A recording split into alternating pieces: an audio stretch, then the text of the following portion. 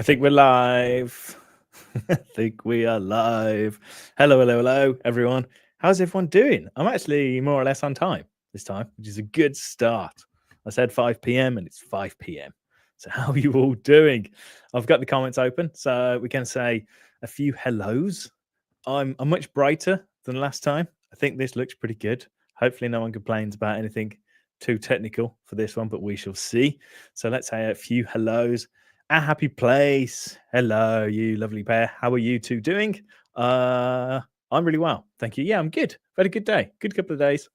And yeah, ready to chill out for a bit with you guys. We're going to get Darren in a second. We'll say a bit of a hello and whatever else. And yeah, that's it really. We don't have a massive plan. We're just going to kind of chill out, have a bit of a chat, try and answer some questions. Darren's got some stuff to talk about, and we're going to throw out some goodies, some giveaways and things. So yeah, that's the plan. That's the POA for this evening. So who else we got? Catherine DeVries. Hello, Catherine. Catherine's a legend. We will embarrass Catherine in a bit by being overly complimentary about Catherine. She's great. Camera Tim. Hello, Camera Tim. Camera Tim did probably the best advertisement for Magic Zoom I've ever seen the other day. Fantastic. I might have to dig it out so we can demo it in this very video. So love that. Thanks, Tim. Tech Reality. How you doing? Who else got? Creative Video Tips. Hello, hello, mate. How are you? Long time. Piyush. How you doing? Richard. Posse Pano. Hello, world. Hello, hello, hello. Oh, it is our happy path. I'm sorry. That's just my dyslexia coming through, apparently, which I didn't know I had. I just can't read. Apologies. Who else we got? Shit, switching gears. Hello, hello. Jeff Young, Pritam. Have I ever said Pritam? Kyle Media. Hello from SoCal, even. Hello, hello, hello. Budapest. Where else we got? How to connect a merge 3D to USD files. First of all, don't spam questions because it's just annoying for everyone. So I'm going to put you on timeout already. We've barely got into this. There you go, 5 minutes. And the second answer, don't know.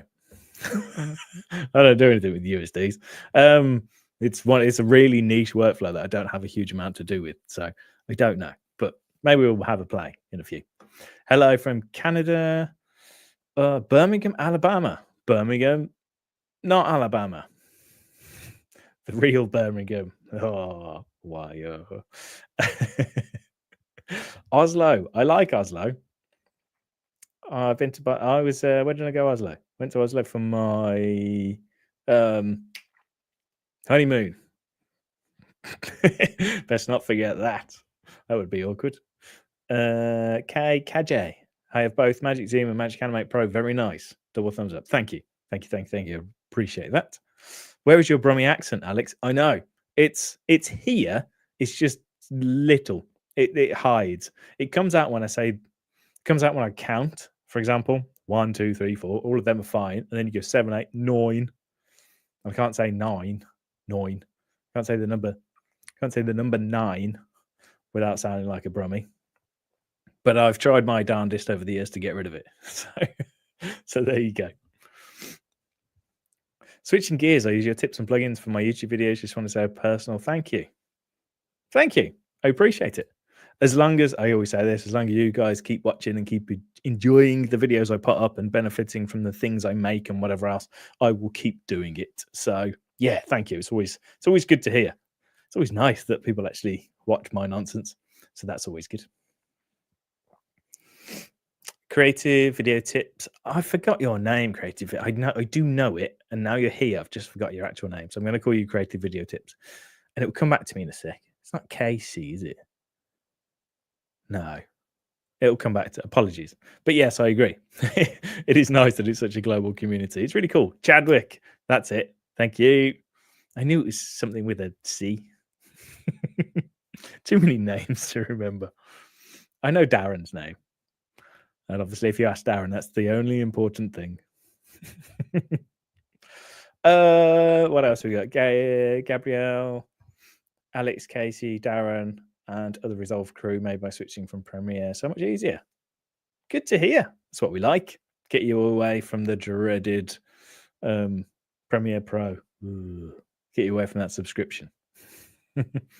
Where's Darren? Darren is hiding backstage at the minute. I figured I'd come on, say hello, get things sort of kicking off, and then me and Darren are going to have a bit of a chat because we want to talk about a few things, and we'll take some questions. We'll do some demos if anyone has got a thing we can demonstrate and show you on screen, and then we'll do some giveaways. So we'll do the giveaways sort of closer towards the end. We won't keep you hanging around too long. This won't be like a 5-hour marathon or anything like that.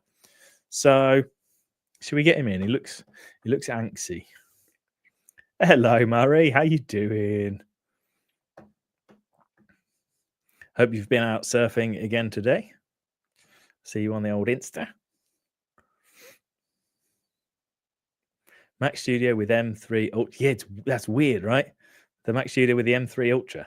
So you can either get it with an M4 Max or an M3 Ultra. Seems like a strange decision with no information as to why.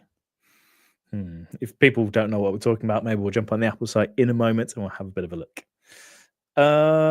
I should get into more VFX stuff in Fusion. I do need to jump into some more Fusion things because I know how to do the things I know how to do quite well in terms of making things. I don't always know how to do, some of the more practical things. So I need to have a play. It's that's Casey's bag, but it would be fun to do a bit more. Right. How can I decide if the paid version is for me? Oh, good question, TC Connor. We'll get Darren in. We'll do some intros, and then we'll come back to that. I'm going to copy and paste it so I don't forget. I'm on a Mac, so I need to remember how to copy and paste. There. Sweet. Right, let's get Darren in. What's the best color grading technique for beginners? That'll be a good one.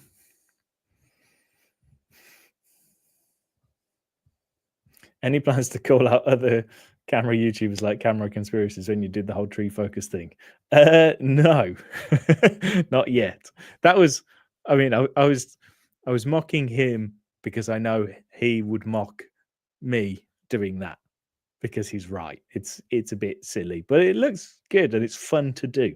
So I like him. He's called Casey, isn't he? From Camera Conspiracies. I like the fact that he just goes out and says what he wants and has fun with it. He's not for everyone, but I like him. Right, let's get Darren in and we can say hello. There he is. Greetings. You're right. How you doing, Daz? Are you well? Oh, good. Yeah, I don't know about you saying this is a nice chill session. I've actually done 2 client grades today. I'm absolutely exhausted. But now you get to spend an evening with me. All of that.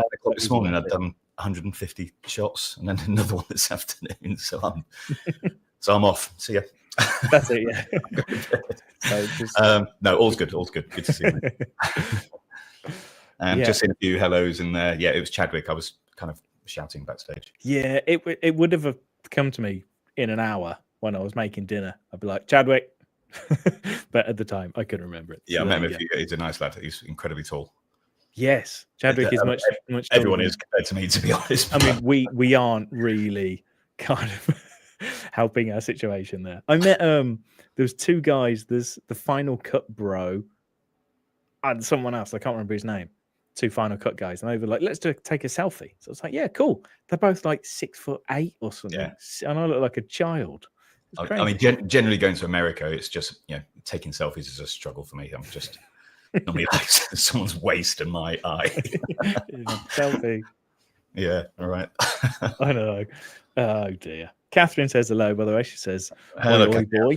Catherine, Mari, Camera Tim, all the regulars are here. We've started to have some. I tell you what, Camera Tim can do a live stream, can't he? Good Lord. He can. About 5 hours long, aren't they? Yeah. He was building something the other day and I popped in to say hello, literally on my way to bed. So I was like, hi, Tim. And then shut off. And then that's you up till 3 o'clock in the morning. Yeah. I stupid on that. Annoyingly, the other night, my daughters watched who's it? The Ruby Frank documentary that's on Disney. She's a YouTuber. And they said, "Oh, Dad, you'll love it." So I thought I'd just sort of watch one. I binged 2 in one night. Then watch the other one. It makes YouTube pretty scary. I tell you, watching that if you haven't seen it. Is it worth a watch? You'll get it as a YouTuber. How how your life can change very quick. What was it? Sorry, on Disney? It's on Disney, yeah. Got ya. It's quite an interesting story. It's not very light. It's not a happy story. No, I remember when the news came out about that at the time. I remember hearing rumblings of it and seeing some bad things. I didn't know they'd made a whole documentary. Yeah, no, it's absolutely crazy. I'm definitely sticking to educational type channels. Yeah. No family life. No. This is far. This is as friendly as it gets. Yeah. Right. Some people are asking some questions. I'm copying and pasting them as we go. Just to interrupt that, when I was backstage, which is here, that news about the Mac Mini, I missed that. Sorry, the Mac Ultra. Is that hot news? It is hot news. Hang on. Because so am I right? Because I've missed all that. Obviously doing a real work. Yeah. All day. Hang on. Here we go. Look at me. Oh, so is this it? So it's not going to be an M4? So it's... Oh, I don't know. I just want to scroll down. Stupid websites. So you can get it with an M4 Max. Right. Or an M3 Ultra.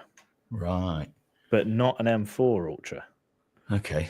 Which just seems like a slightly strange choice. Apparently, they're just not planning, for one article I read, they're kind of planning to skip some generations with the Ultras, but I don't know. So you get the Max.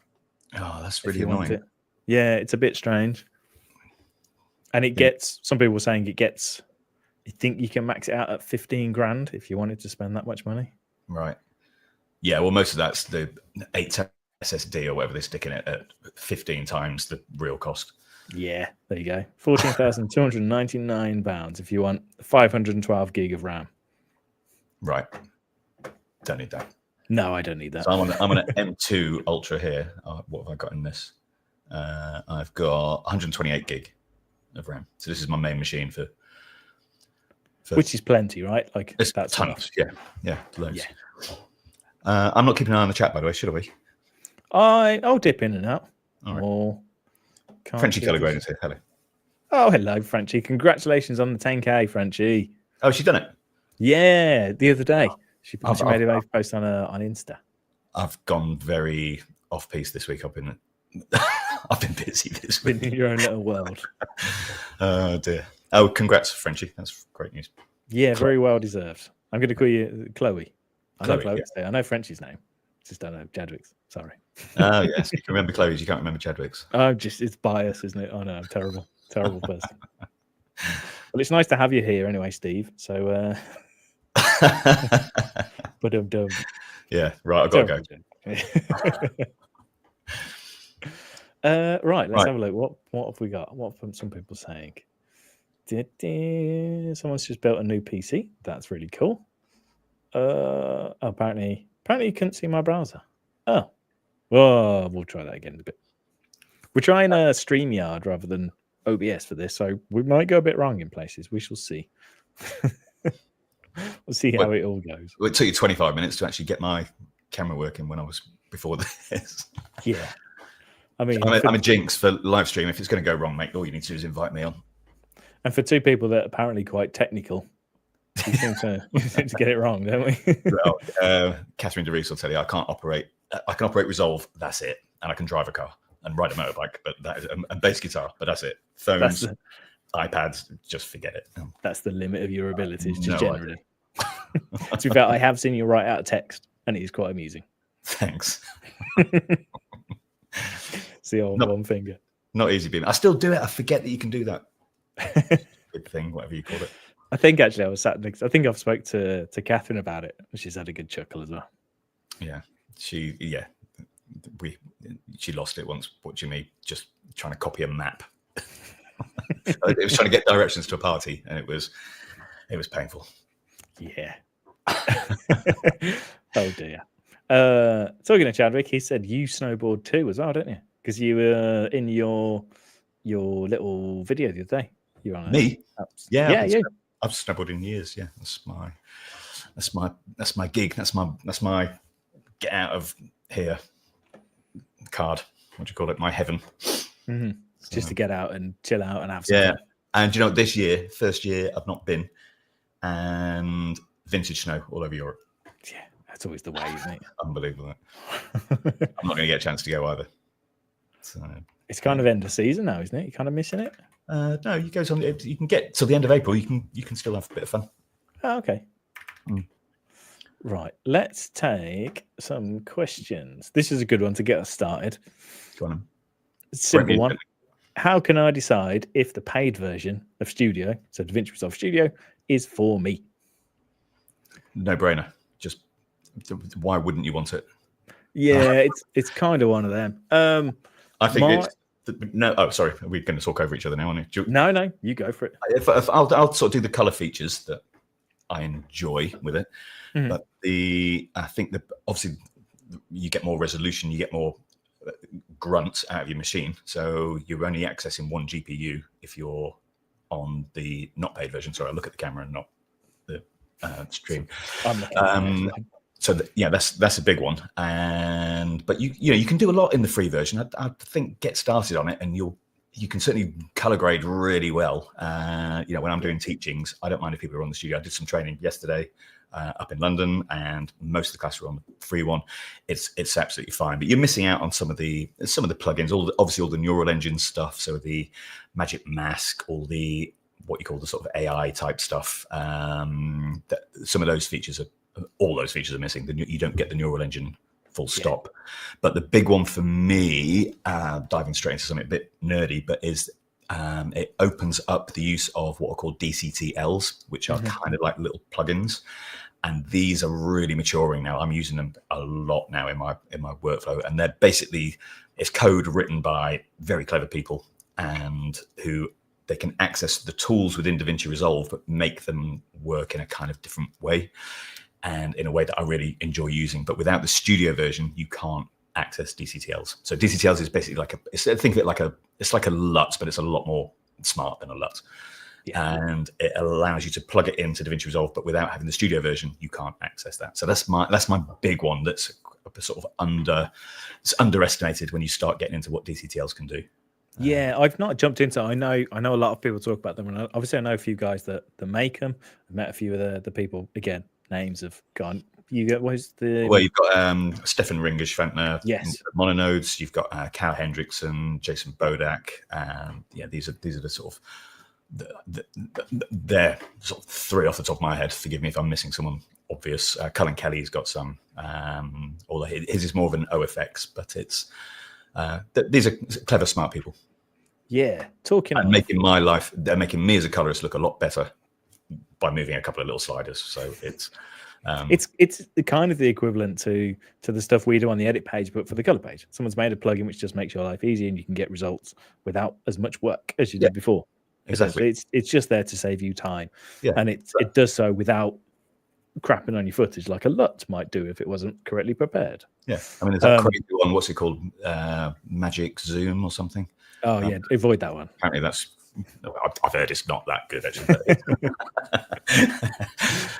But it is exactly that. It's allowing you to access the tools in DaVinci Resolve and make our life easier. So I would say that's a huge part of Studio. I don't think resolution. You can still export in Ultra HD. There's no sort of, you can't export 8K. I'm not exporting 8K. I'm a broadcast colorist.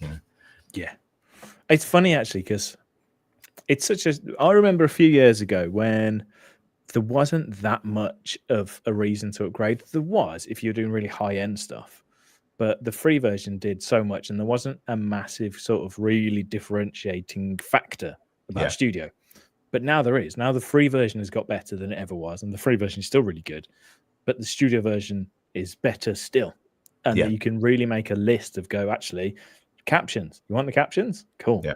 They're in the paid version. You want the transcriptions? You want to edit by transcripts? Cool. Like you say, you've got all your things like your magic masks, your DCTLs, you've got... What else have you got? Auto scene. Some of the lighting stuff that goes on that's really nice to use. Very subtle being the optimum word here. But don't forget, with the free version, it's a brilliant way of getting into it and getting your way around color grading.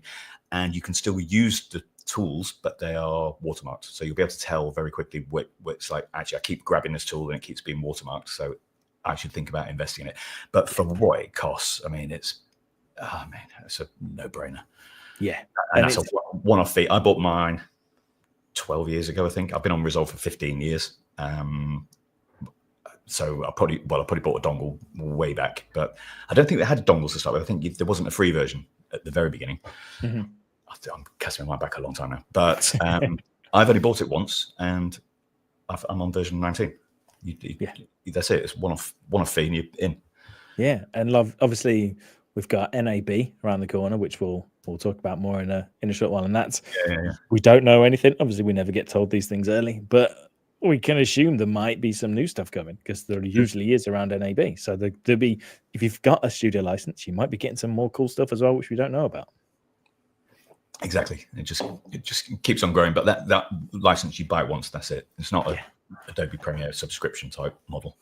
No, it's great. And some people have been saying, actually, if you buy a speed editor or an editor's keyboard, or even if you buy, what is it now, the 6K cameras or the Pixis, you get the studio license anyway. Yeah. So, obviously the cheapest way is just studio on its own, but the most value way is probably the speed editor because you pay like £400 ish, and you get the speed editor and of course the license. So, that little fair. I use it. I like it. Yeah, I've got the big one, which I have to move. I need a bigger desk. I'd use it more if I had a bigger desk. Yeah, well, I've got the advanced panel sat in front of me. I can't fit anything else on this desk. When I move into the new office, I will have I'll have more room. I have like an energy desk. And I'm excited about it. Me too. Getting all grown up. I know. I've got one last thing to do. I've signed all the bits. I need to go see someone on Monday, and then I can move in as soon as we're back from NAB. Yeah. It looks smart. You sent me some pictures. It looks really. It changes everything. I've not worked from home for decades. It's like I just couldn't do it. I love leaving home, coming here. You get into a different zone.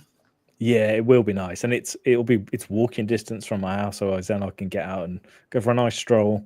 There's a pub not far away, so I can get a cheeky little beer at lunch. Well, I presumed you checked that first. Yeah, I kind of just did a little circle around all the pubs.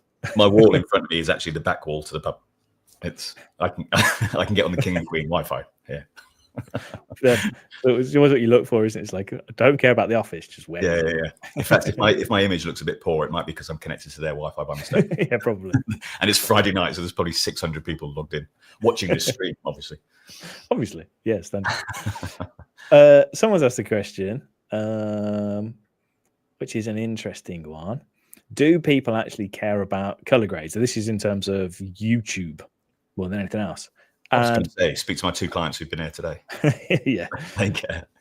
I'm gonna jump in obviously just slightly before Darren does, because Darren's the pro, so I'll let him round it up. Sorry, just run the question by me again. I know you're going to answer first, but basically, do people even care about color grading when it comes to just YouTube videos? Okay. My answer is yes and no. You want it to look nice. You want it to look. You can create a different vibe, kind of with your YouTube, and you want to make sure your skin tones are roughly right. I sometimes get that a bit wrong in the past. Don't go watch some of my old videos.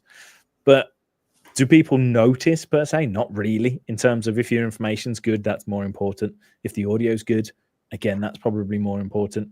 I try not to grade these videos too much. I try and do something with them, and it's set for every single video because I just kind of want it to be right. I always go for slightly warmer looks generally because I want it to feel kind of homey. It's kind of my thing. I'm like, make it kind of warm. Sometimes, again, I get that wrong and kind of forget. I do this thing where I stare at a thing and I'm like, that looks kind of orange. So I'll put loads of blue in it. And then I'll come back later and I'm like, wow, looks like I'm underwater. I went way too crazy with the blue. But yeah, that's kind of my thoughts. Anything to argue? Yeah, I mean, obviously I'm showing color grading most of the time, so that's obviously in the interface. But in terms of my delivery to camera, so my camera's normally there, so you're looking. This is the back of my studio you're looking at this time, but that is all in camera. I just tweak if I've got the exposure a little bit wrong. My problem here, this is a working color grading suite. I've had clients in today. I can't keep all this stuff set up. Yeah. Whereas I think you, especially when you've got your new studio, you've got a permanent lighting set. You've probably got it all programmed into an iPad or something because you're smart. You press one button and it lights your whole set ready to go. Pretty much. I try to do that. So I'm not using a log profile. I use a Sony a7S III for my normal view. And I've got that set as a profile in the Sony camera. But depending how I set the lights up, it can change a little bit sometimes. Sometimes I've kind of just forgotten to do it. It's uploaded, and I have had people comment before that my colors look rubbish on it. I'm not actually that bothered. I'm normally so pleased that I've actually recorded a YouTube video and actually got the chance to upload it in my schedule. I kind of don't care about that bit. I just want it to be, it's the information that counts. And I think you're right on the audio. So I've got a really good mic here. I think audio and the information is far more important for the type of videos we do. Yeah. The little vlog I did the other day, it was like, I'm going to actually try and I used a lens which has a bit of a look, and I'm going to try and do a bit of something. I think that's a bit more important. Yeah, when it's a little vlog. I did that one where I went around Italy, and I did do a little treatment on that, but I'm not going to spend half a day grading it. I just want to get the thing out, Yeah. I think people are more interested for both our channels is the information that you're giving across. So my focus is delivering using the best footage I can inside Resolve to demonstrate a particular way of working and explain why I'm doing what I'm doing. You should be able to shut your eyes while I'm on at the beginning. It's just me introducing, and normally it's as quick as I can as well. I just want to get into Resolve. I don't do these intros asking people how they're doing. I just get on with it. Yeah, I think that's why we do lives, is to have a bit of a chat, or you do an update video every now and again. But for the rest of the time, it's like, here's the thing, here's why you click the video, here's the answer to the thing. Yeah, kind of thing. We've got a few more. Someone said, I thought the Woodsy video looked great, Alex. Thank you, Keith. I really enjoyed that vlog. Yeah, I nearly binned it, I nearly put it in the bin. It's just you, innit? I mean, I know you very well, so it's like it might be a bit of a different experience for me watching it, but I just I love you. I don't know why. I was watching it back and I was like, this just nah. So I actually put it on Twitter, because I don't have loads of people on Twitter, but I've got a few people that I have a chat with, and I was like, is this just straight trash? Should I bin it? I should have put it on the channel. And they were like, yeah, just put it on. Just say it's an update video. So I was like, okay. So I did. Yeah. And yeah, it's actually been quite well received. So thank you. Content. You just, if you put it up, what's the worst that can happen? I know. I appreciate you lost 4,000 subscribers, but this happens. Yeah, just got a barrage of abuse in my inbox, but it's fine. It's fine. Yeah, we don't take any notice of that, do we? No. Someone said, Richard, my inconsistent color grading had a huge negative impact at a larger film festival. No real impact. Yeah. So if you're doing like a production, it starts to make, because it's one of the key elements. Like if you're doing again, Darren will attest to this. It's people who look out for the editing, they'll look out for the sound, they'll look out for the sound design, they'll look out for the color grading and all that sort of thing. But obviously slightly different for YouTube. Yeah. What was the question on that? His color grading is inconsistent. Yes, and he was saying that he had basically negative feedback to a small film, I think. Okay. So he was saying the details matter. I think a little tip on that is just be aware. Yeah. Grading a single shot is very easy. Grading multiple shots together to make them look coherent is the hardest part of color grading, I would say. That's that's where you're really showing skill as opposed to just taking one shot and making it look fantastic. But I would also suggest you look at contrast over saturation and color. Almost, you can get away with saturation and color more than you can get away with contrast when you're grading. So keep an eye on your contrast if you want to try and get things looking a little bit more coherent. Got ya. Oh, okay, because people will notice a shot that's wildly sort of, I don't know, the shadows are really high. Well, yeah, you're looking at brightness, but you're also looking at separation in that. Mm-hmm. So the black's becoming blacker and white's becoming whiter. You're gonna notice that a lot more than you're gonna notice you're gonna notice a color shift, but less so. It's more forgiving than contrast for sure. Got you.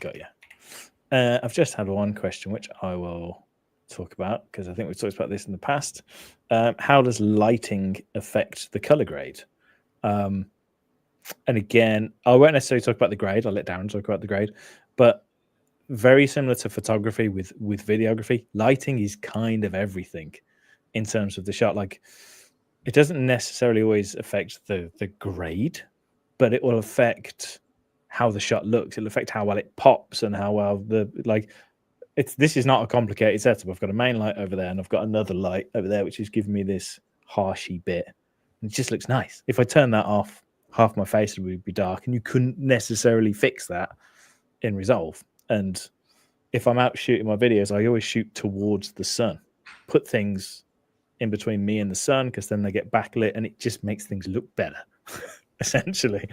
And then from Darren's point of view, I mean, that's what's given. So the lighting is what's giving us the pixels to work with to start with. So and the lighting is ever so.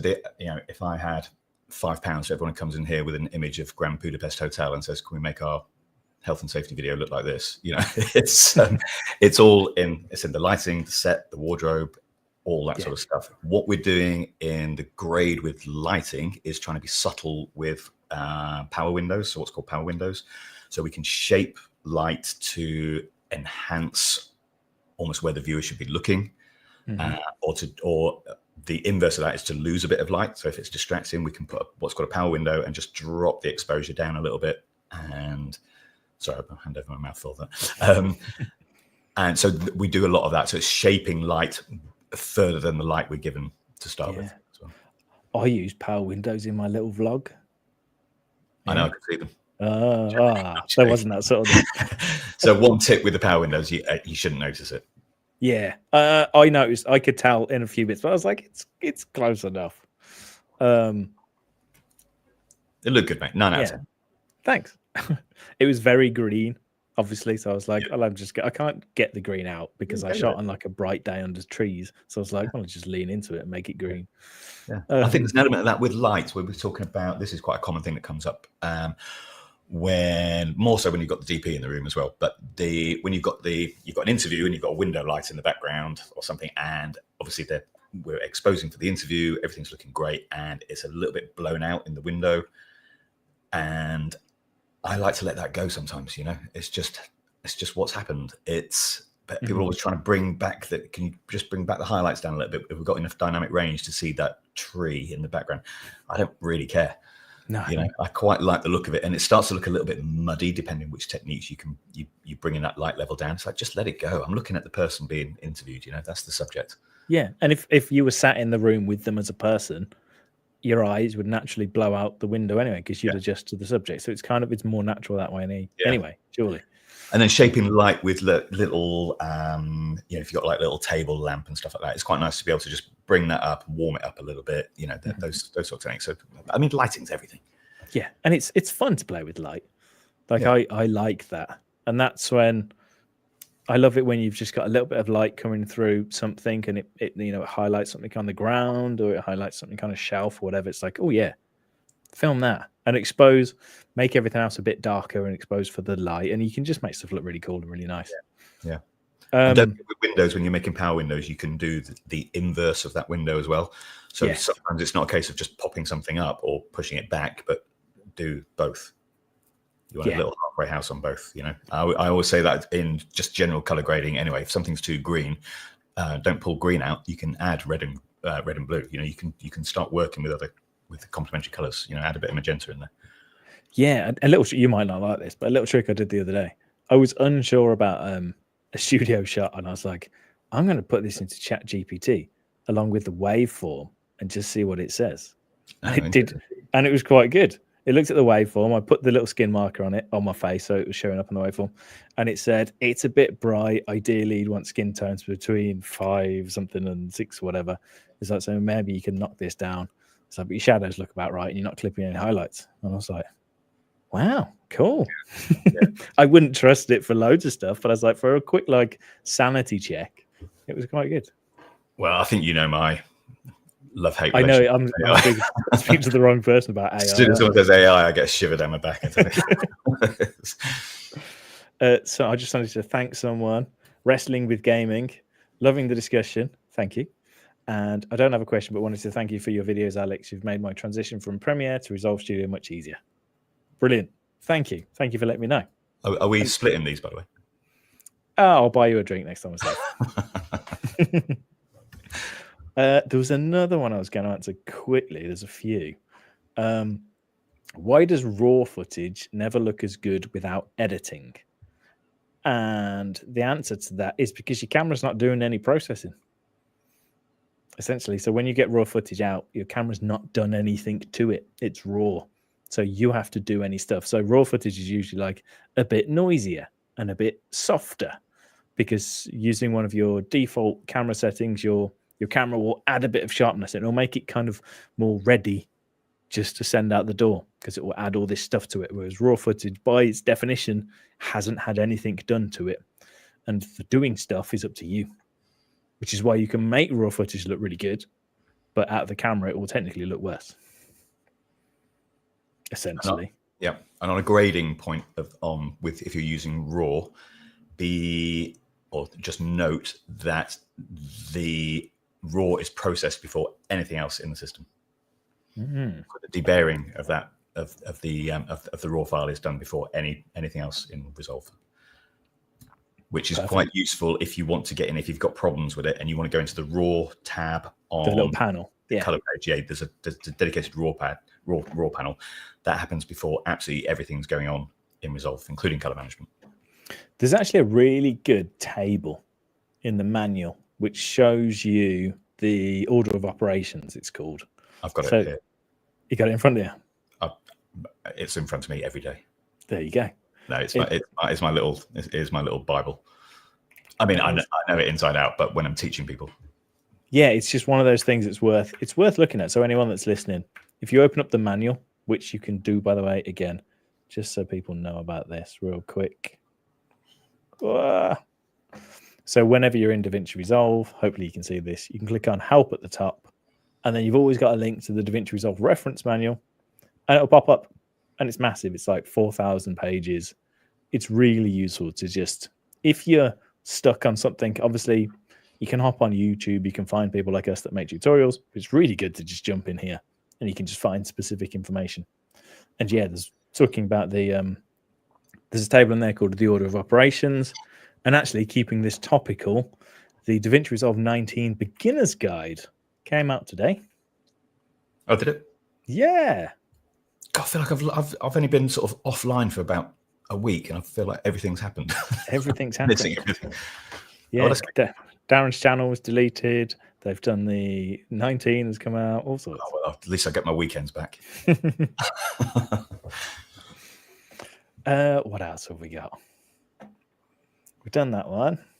Oh, do you prefer to edit on a Windows machine or a Mac? You're fully Mac, aren't you? Yeah, I've got every single Mac ever made, I think. And when they stop working, they go downstairs instead of it's like a museum down there. I have got one PC under here. Oh, can't remember how to switch it on, but it's down there. It's my old Avid editing system. It's a HP Z 240, I think. I was running my Omniscopes on it for a little bit, but I'm now running them on a Mac Pro 2019, which is far too much overkill for running scopes. But that also doubles up as my backup DaVinci Resolve machine. So when, like the job I did this morning, I had a client in here, should anything go wrong, I can just switch and I've got another machine ready to go. Yeah, it's always good to have a backup, isn't it? Yeah, well, that job had to be out by 11 o'clock. There's no chance we could start moving onto a PC or anything. It's just, I literally have everything, so I can just switch. Got you. But yeah, I don't care about when I'm in Resolve if I'm on Windows or not. I don't know. I can't operate a phone, never mind Windows. Mac's just easy. Yeah, it is. It is easy. I can hop between the two. Interestingly, Yeah, but you're into these like Chromebooks and whatever they're called. You're just pulling out terminology now, aren't you? Just Chromebook. Is it not called a Chromebook? What's those things you've got?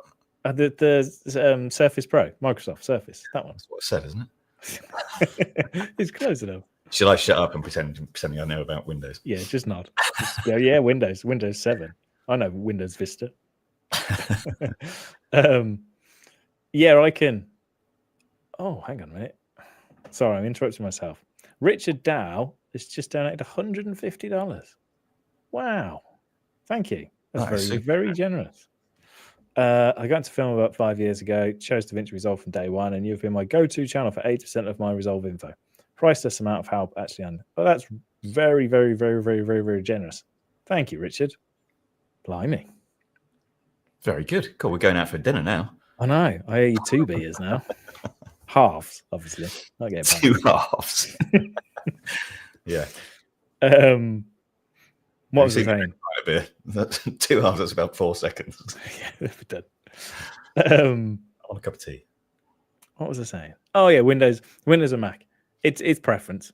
There are benefits to Windows machines are more powerful generally for the money. If you spent $1,000 on a Windows PC and $1,000 on a Mac, the Windows PC generally is more powerful. The Macs are better at ripping through your footage. Kind of the timeline stuff is really, really good. If you're doing lots of AI things and fusion and GPU heavy things, the PC starts to make more sense. I get annoyed with the gamma shift on Mac. That's a big issue. So that can be quite frustrating. It's when you render stuff, it doesn't always look exactly like you had on your preview, but there are ways around that. There's pros and cons to both. You can kind of go back and forth, to be honest with you.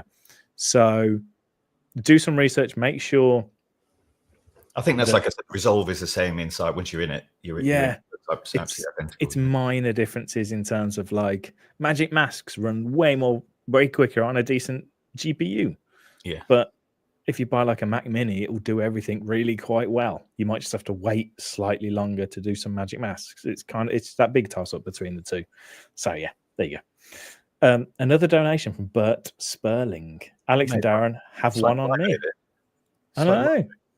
Thank you very, very, very, very much. Yeah, thanks, I know I speak for the thousands and thousands of people you help. Thank you and best wishes for continued success. And that was to the both of us. So thank you, Bert. Nice one, Bert. I don't think we're going to be making it home if we spend all this on a night out.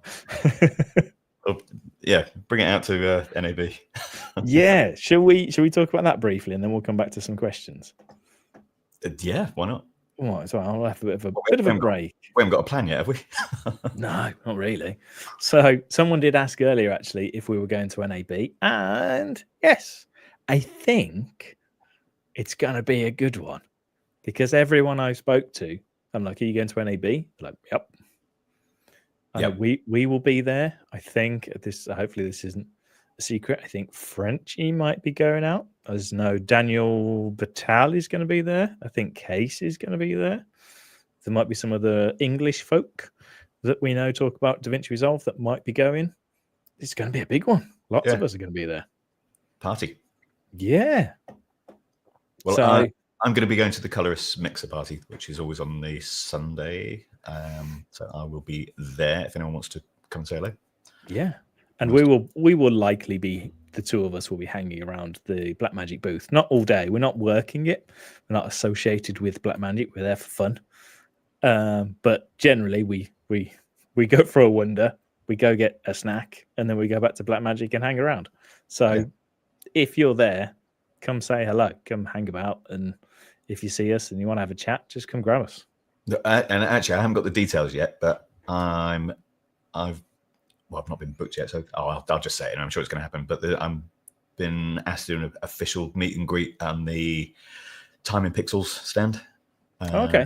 So it's the first time they've been there. So Time in Pixels is Omniscope, which is the I was going to say they're Omniscope that I use, and they're on the Flanders stand. So I hope I've not said this out of turn because it's not actually been officially booked yet. But yeah, so if I'm not there, it didn't happen. But ignore that.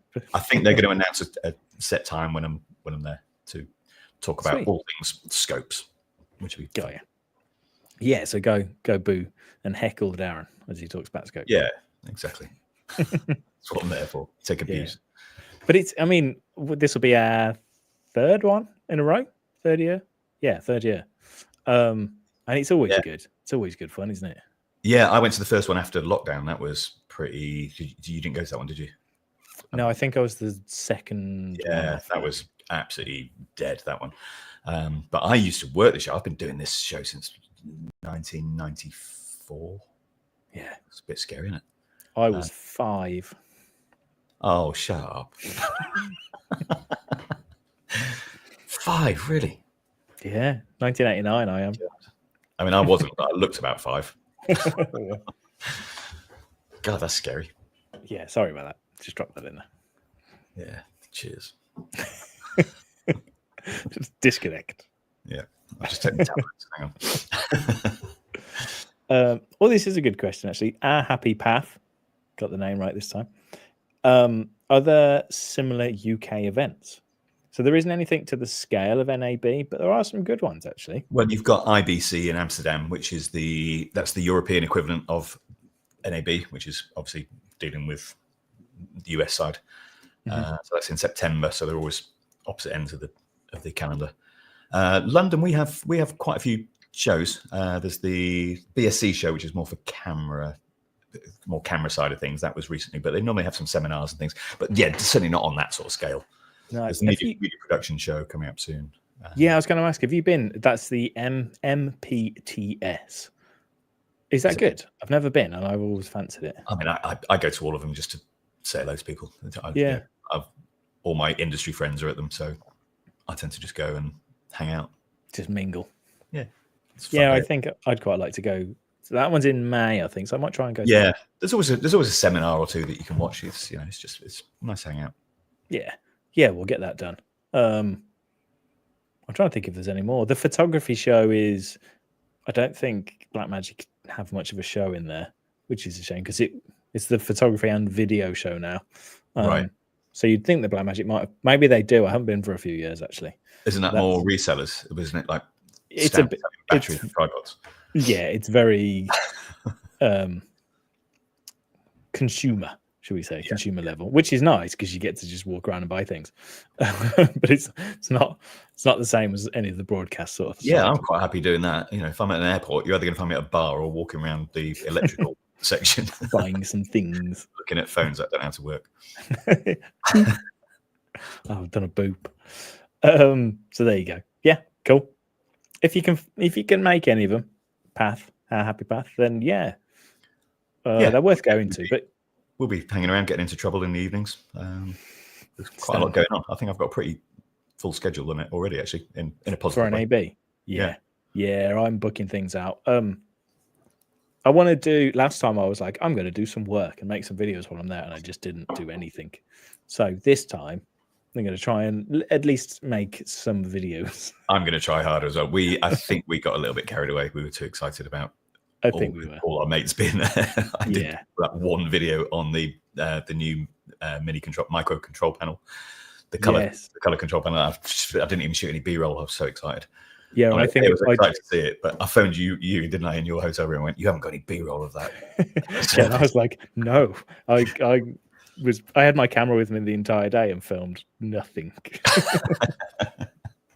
So there you go.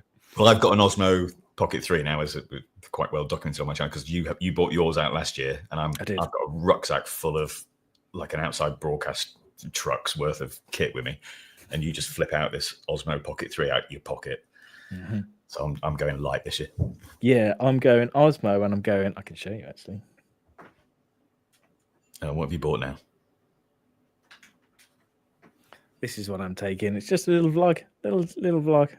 I say little. It's not. It's obviously much bigger than the Osmo. It's going to be too dark. It's all dark. It's a Lumix. It's a Lumix G9. Like the internet's most hated camera. They got loads of abuse for it when it came out, but it's actually really good for what I want, for run and gun and full frame, vlog, all that sort of stuff. So that'll be good. We'll get some. Try and actually use it this time. Well, when I started my first ever vlog, I bought the Sony, which was actually the NAB one that I went to. Oh no, I think it was ResolveCon, but I bought the Sony ZV-1 that every YouTuber, I must have watched 500 YouTube videos on it, and everyone loved it. It's crap. Absolutely rubbish camera. I'm using it now it's great if you don't move it, but as soon as you move it, it looks like it's terrible. It just looks like poo. Yeah. Walters just said that I work at Panasonic. I wish I did. I wish I didn't have to buy these myself, but I do. I don't want to big up Lumix too much because you're free to do whatever you like with, buy what you like. But for me, they've always offered me loads of scope to do vlogs, and then to put an anamorphic on and shoot anamorphic, and then to shoot 6K open. Like there's always stuff for me to mess about with, and that's why I've gone. Like people always ask me why I've not bought a Blackmagic, because I've never owned a Blackmagic camera, which people are like, that's strange. You do all this stuff with Resolve. But like I couldn't give a Blackmagic camera to Becky when she goes on holiday to take some photos. Yeah. Whereas I can give this little G9 to Bex and say, yeah, just take some snaps. Yeah. And it kind of does everything. So yeah. I mean, my Sony A7S III doesn't move from here. That's just I've got a little Fuji. I mean, obviously I studied photography, so I love photography. I've got a little Fuji XT100. It's great, like this sort of retro-y looking one. Yeah, I know the one. I love it. So when I can get it off my daughter, she tends to use it far more than me. Someone's asked, I could talk about this real quick. Evan Anthony, Asus's new monitor is coming at the end of March and looks very interesting for $1,700 US. This is the Quantum dot OLED. Yeah. So I've got the Flanders Quantum dot OLED at the minute. I've got the XMP310 for my main grading monitor. I think this Asus one's going to be knockout. Can I tell you all a secret? I've got a secret. I'm using that Asus monitor at the minute. Oh, it's there. It's literally right in front of me. Is it good? Yeah, it's really good. Yeah. What size? Is it 32? Yeah. Is that why 32-inch Quantum dot 4K 240 hertz? Asus sent it over to me to have a little look at. 1,000, I think. Okay. I wonder if it's the same panel but reprogrammed. I don't know. Potentially, I don't know. I don't know a huge amount about it, to be honest. They've sent me. I'll tell you what. It comes all calibrated. You get an individual little printout, calibration testing report. So I haven't recalibrated it or anything, which I might do at some point. But no, it's really nice. So it's not perfect, but I'll make some videos about it and talk about it in the future. Yeah, but look, for the extra £9,000, you get one in colour. Ooh, okay. I'm sending it back.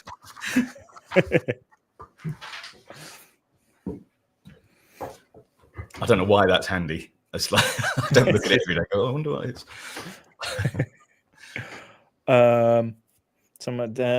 Chadwick's asked, does it have built-in tools like false colors? You know what? I haven't even looked through a bunch of the menus yet. I don't think it does. So Evan Anthony's saying it is the same panel. So I'll get that checked. So because so one of the things with the Flanders is it has self calibration. You plug a probe into it, and it supports many different types of probes, but it will self calibrate without software or needing a laptop or a computer to plug into it. It does it all itself. So I'd be interested what the Asus one does. Has it got a little calibration arm on it, or no? Not that I've seen. And is it SDI in? No. So that's actually one of the slightly strange things with it. The inputs are quite limited. Yeah. Okay. So it's I'm just trying to work out what the price difference is. So it'll be things like that. Yeah.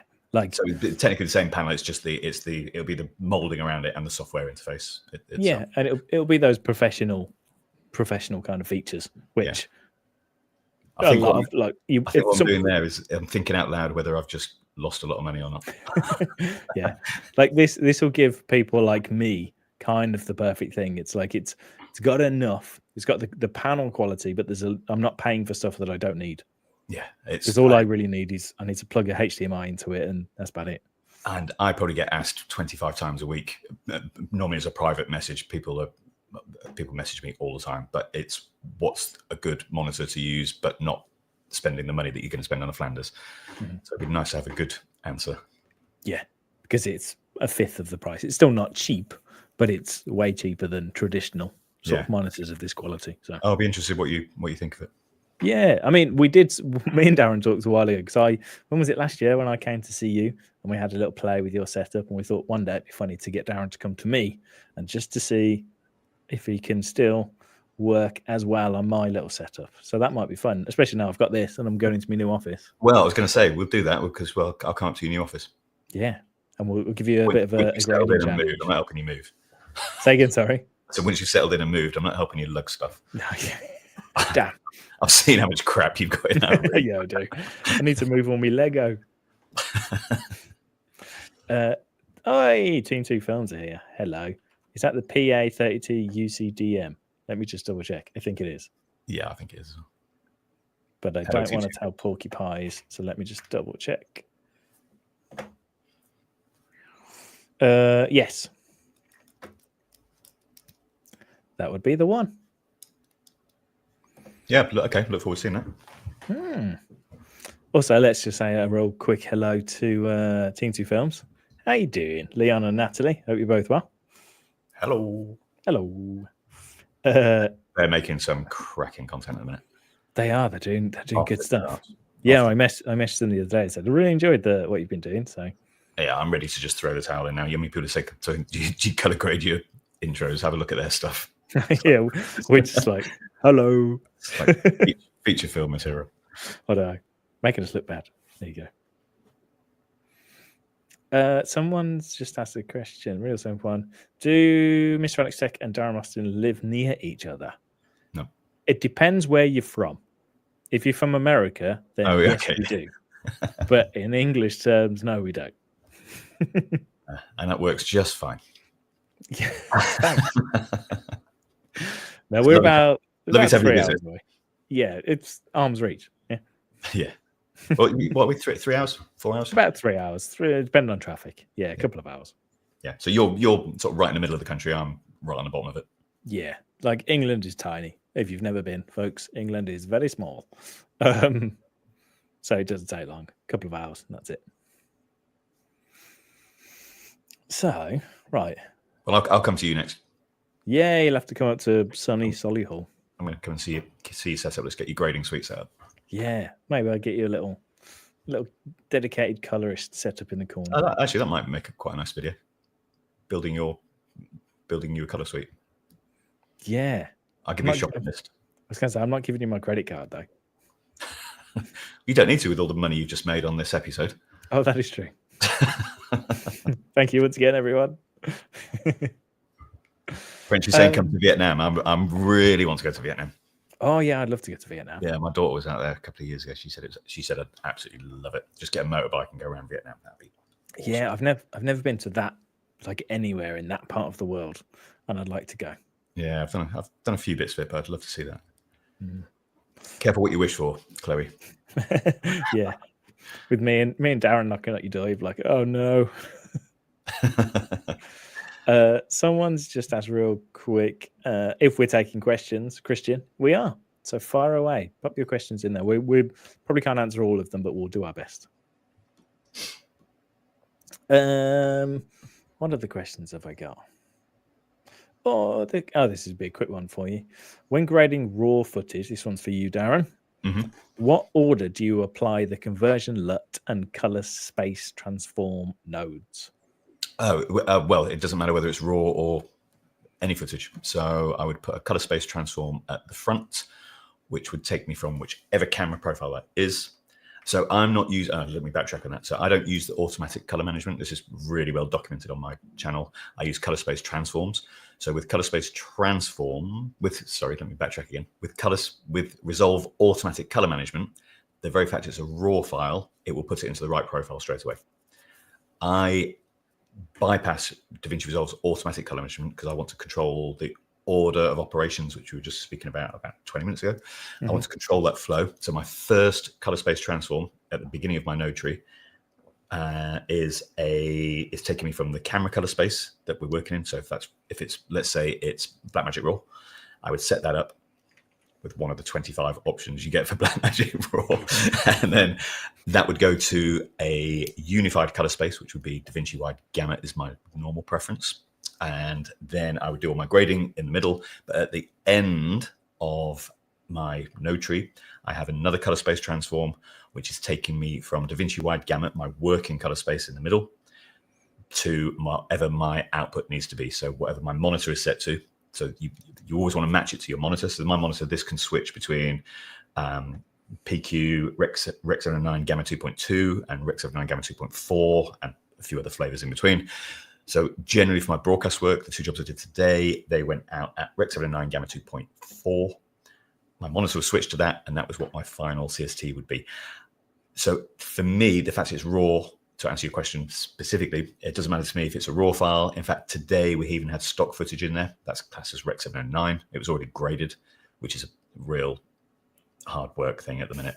When you get those heavily contrasted, really saturated shots that look great on their own, but you stick them in with the footage, it's quite tricky. You can't really do anything with them, I imagine.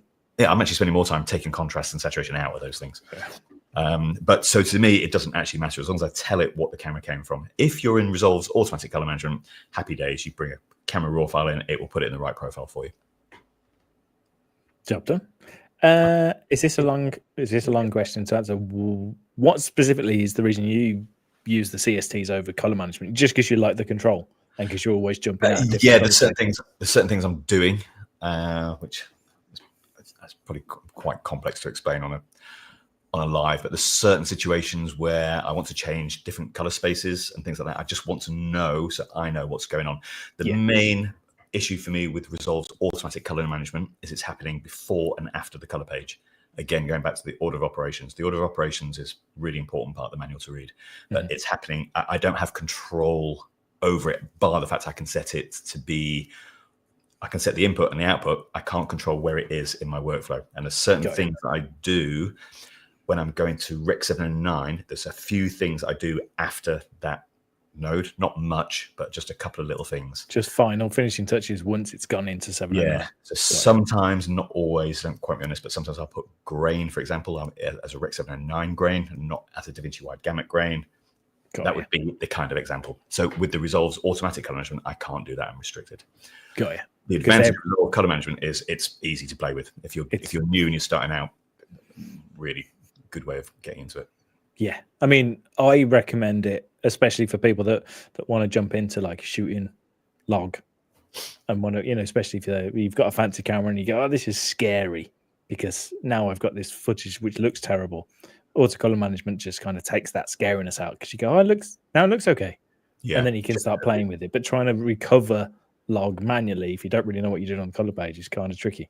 Yeah, on that though, bear in mind in the Resolve's automatic color management, if it's not a raw file, so let's say you might have a Blackmagic camera that can shoot raw, it can also shoot in ProRes, for example. So you may not be shooting. So if you're not keeping it native raw, then you have to still tell the automatic color management what it is, but it's a much easier process. You right hand click on the icon in the color page and you'll see input color transform and you can just select it. Let me do a super quick demo for those that don't know, because I've got some ready to go. Here we go. So for those that don't know what we're talking about, this is all, ignore the fact that it's all squished because it's anamorphic. This is my little walk around the woods footage from the other day. And if let's do it in the project settings, go to color management, change this to be color managed. And then that's literally all you need to do, and leave this tick box which says automatic color management ticked. And then this footage at the minute was shot in Vlog. If I right click, I can go input color space, Panasonic, Vlog, and there you go. And then you're working from this rather than trying to work on footage which looks more like this. And you can do it for all your clips at once. Dump them on your timeline. And now it starts to look a little bit more normal. And you can jump into the color page and you kind of know what your result's going to be when it comes out. Obviously, I'd de-squeeze that first, but you get the idea. There we go. And we're back. Perfect explanation. Say again. Perfect explanation. I mean, my work here is done. I'll see you. It's that simple. That's why I like it, and especially when I talk to people, I'm like, just if the whole thing feels scary, just try the auto, and then work with the CSTs a little bit later and watch some of your videos on CSTs. And obviously, there's certain benefits, but if you're just getting started, the autocolor management is great because it starts to just demystify it a bit more. Yeah, but even the CST, people overcomplicate color space. Yeah, they do. There's too much stuff out there on the internet and stuff that you can read, and it's a bombardment of over information. It's pretty straightforward. I mean, I have got a video that's CST anxiety. It's called. It's good name. Anxiety out of it. Yeah. I've got color management for beginners. It's not difficult. Yeah, jump over to Darren's channel and have a look. Just need to say another thank you. People have been very nice. We should do these more often, Darren. Yeah, we'll do it on my channel next. I think this is Carrie Jones, $20. Two of my favorites. Alex, I can understand and follow. Darren sometimes goes over my head, but I still enjoy watching. No, pleased to hear that.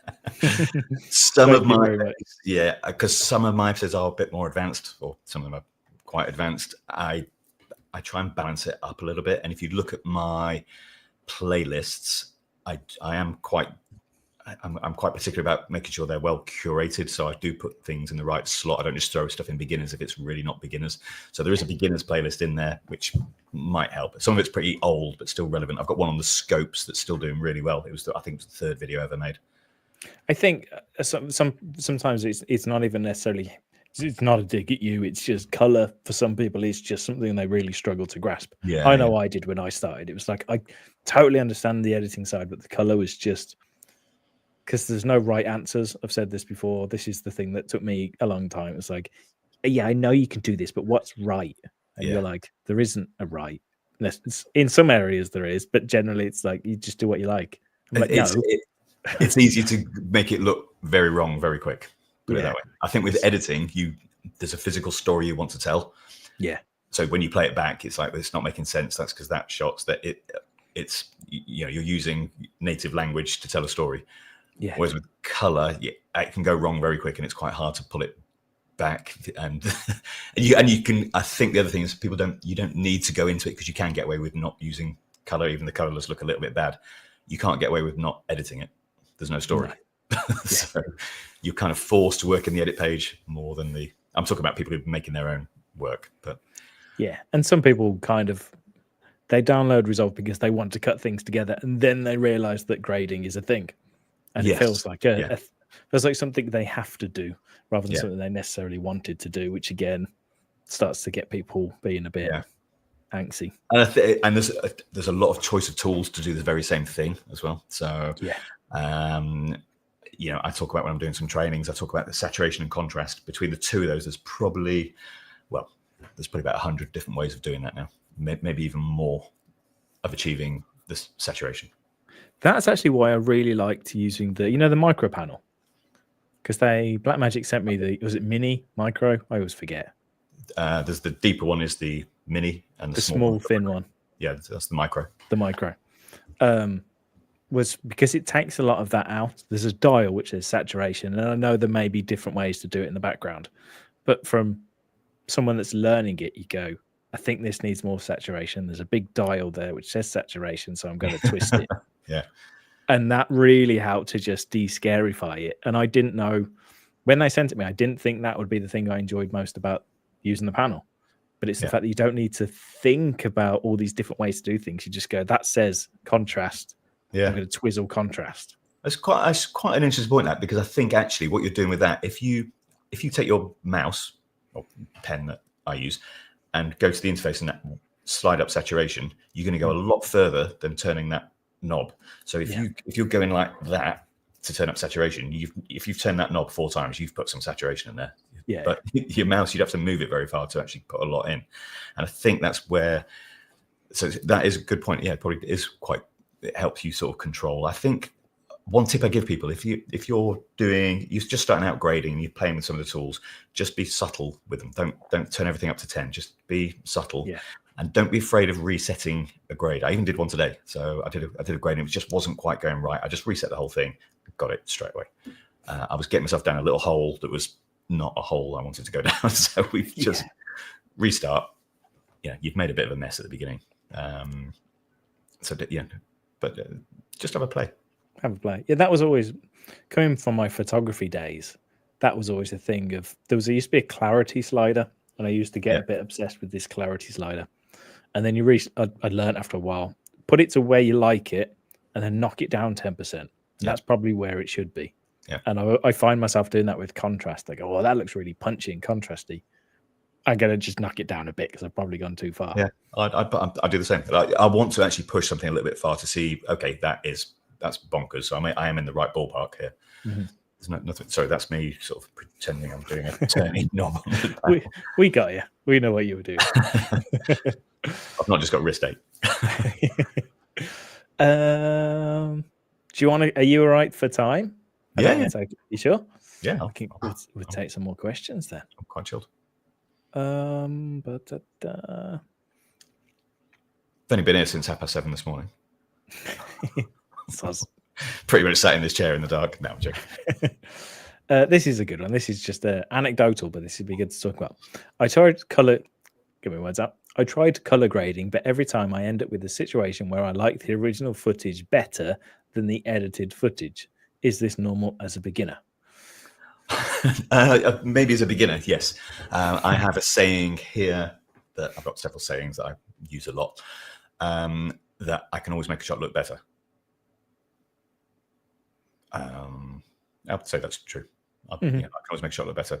So I think you're probably not being subtle. It's all about subtlety. It's about not moving a lot, especially if your image looks good to start with. In fact, if your image looks good to start with, just leave it.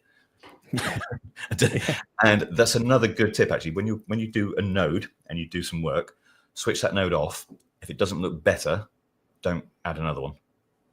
Because what you're going to do then is you're going to go, right, it doesn't look as good, so let's pull back that contrast I put in. Don't add contrast and then pull it back again. Go back to the node where the contrast was and turn it down. Okay. Yeah. And the way that the nodes work, they can actually compensate for that or they can handle that very well. It's all 32-bit floating point. But if a node doesn't look better, just don't move on until you've got that node looking better. Got it right. Got you. And that will keep you in a good linear path to getting a good output. So one of my other quotes is when they're looking at it on my monitor here, I'm like, that's the best it's ever going to look. Because once you go outside, it's all over the show. I mean, I guess that's half the battle for you nowadays, isn't it? Is the fact that everyone's on different screens, different phones, and some phones are vibrant and some phones have got different screens, and everything's all over the place, isn't it? Yeah, that's why I'm on I'm in a lighting controlled room. I don't have a blue light on the back wall when I'm grading. I'm not lit by this huge big lamp here. It's a proper, well, you've been to my studio. It's completely controlled lighting, if any lighting at all. I've been in the dark most of today, and my monitor's calibrated, so I'm giving it the best chance it can before it leaves to the internet or to BBC or wherever it's going. Give it the best chance to your Chrome book. Yeah, with running Windows Vista, that one. I mean, I go to my dad's house and they put the TV on. I'm like, oh my god, what are the settings you've got going on here? Yeah, it's the motion smoothing thing that gets me whenever you go with someone's telly. Someone said something else. I was gonna. Oh yeah. How do you speed up? So I'll jump in and then I'll ask you to finish this one. But how do you speed up your color grading process without sacrificing quality? No, I can't necessarily. Oh, go on. Perfectly did that today. No. A job came in today, and it was I'm really busy at the minute, so I'm trying to sort of please all my clients, and it was just a pretty quick job. So we booked it in for a 2-hour session, and it came in, and it was 150 shots, which is that. So normally I can handle like 500-600 shots a day, no problem, but that's over a sort of 8-hour day, and you need that first hour just to set the look and get things going. When I've only got 2 hours to do 150 shots, we haven't got an hour to set a look. So we got it looking great, but it was like, we got to go now. We got to a few shots where we would have traditionally done some sky replacement, and I'm like, we just can't. I'm not compromising the image. I'm keeping to your time. You know, you've budgeted 2 hours. He's a really good client. I would have gone over if I didn't have the other job in today as well. So I can't just kick another job down the road. And I knew the second job I did today would take even longer, knowing that I had a hard out at 5 because I'm on this. So I don't like to compromise. I will always quote a job. So my broadcast jobs, I quote for about 30 minutes of TV a day. So a 1-hour doc, I want 2 days. These days you are being squeezed with budgets to say, can you do it in 1 day? This guy down the road can do it in a day. I'm not interested. Just like, go to the guy down the road, because I don't want to compromise the shot. I don't want to compromise the show. I want everything leaving here looking perfect. But the client was with me today. I did insist that they come to the grade because it's quicker than me sending files or doing it remotely. I said, if we've got 2 hours, I need you here. We go shot by shot, and you can sign it off, and you're gone. And we were scheduled to finish at 11. I think we finished at about 11:23, something like that. So we went 23 minutes over. That's because we were chatting a little bit about AI. As you did. So I gave him the extra 20 minutes because I got down that whole rabbit hole story of me being cloned. And so I hope that actually, I don't like to do it, but sky replacement was going a little bit above what we'd allocated to the gig. We tried it a little bit. There was no quick way of doing it just because the footage were wrong. So I'm only compromising things like that, but it looked great. It's all gone out. I have said to him we didn't have much time to review properly, so he's taken it away. I said if there's anything needs doing, I can always pop in tomorrow and just change 1 or 2 shots and send them up to him. Got you. I don't like to compromise. No, you're a non-compromising soul. That's not what I do. I'd rather give people an extra bit of time, but this was controlled by time, not budget. Yeah. Yeah, I could physically only give him 2 hours. That was it. So, I mean, from a real simple point of view, this is something that I know Darren does, and I've implemented into mine, and I found it massively useful. Let me do a thingy real quick. And this is very simple. So anyone that does this sort of thing will know exactly what I'm on about here. But it's really simply a node tree. And again, Darren's got videos all about this. So if you want to learn about node trees, go watch Darren's videos. So in my power grades, which if you don't know, power grades are like power bins for the color page. You can store grades. I've got one that's simply called simple tree, and I apply this. I use my middle mouse, and I've got balance and exposure, contrast, saturation, temperature curves, and a film look. And it's based off Darren's one, but Darren has a few more. I just got rid of some stuff because I was like, I don't need that. I want to keep it really simple for me. And if I was doing some professional work, I'd follow Darren's more closely. But like for me, I wanted something really quick and simple and easy. And then I can just go, right, I'll use this one to balance it, and I'll use this one to put some contrast into it, and then some saturation, and then the other things. And it just makes it, there's much less sitting and thinking what you need to do. You just go, well, Darren's kind of already told me roughly the order of these things I need to do, so I'm just going to do them individually. And then generally you look at it and go, oh yeah, that looks better. And then off you go. It's way easier than just looking at an empty node graph and going, should have had more, I don't know. But if you've got it already, it's way easier. I've lost you, Alex, on I can't find my StreamYard. Oh, we are still here. I can still see and hear you. Have you minimized a window somewhere? Yeah, I've done something. Hang on. There you go. Right. Lovely to see you back. There you go. We're back. I started messing around with my interface. I was like, oh no, what have I done? Very, very good explanation, Alex. Yeah. So I've got a few different node trees that I use. Some of them are nice and simple. Today's one that we've used was about 8 nodes, 9 nodes, nothing heavy. And I didn't use all 8 or 9 nodes. I'm getting most of my stuff done in 2 or 3 nodes. Yeah. The basic look. Then I'd spend about 20 nodes putting stuff on there that making it look fancy. Fancy fine. Stuff on there that's going to improve it by about 1%. Yeah, but you notice, so it's important. I notice, yeah. It's the stuff that goes, why does yours look like that and mine doesn't? It's that weirdy stuff. Yeah, it's the tiny little things. Good question here from Chadwick, actually. Do you find yourself grading before or after VFX, generally speaking? That would depend on the workflow of each particular job.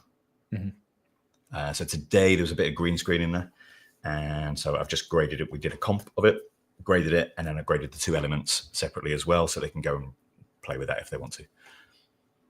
Perfect. There you go. Thank you. Let me find another question. I think to answer that better, it's not normally up to me. It's however it comes, kind of thing. Yeah.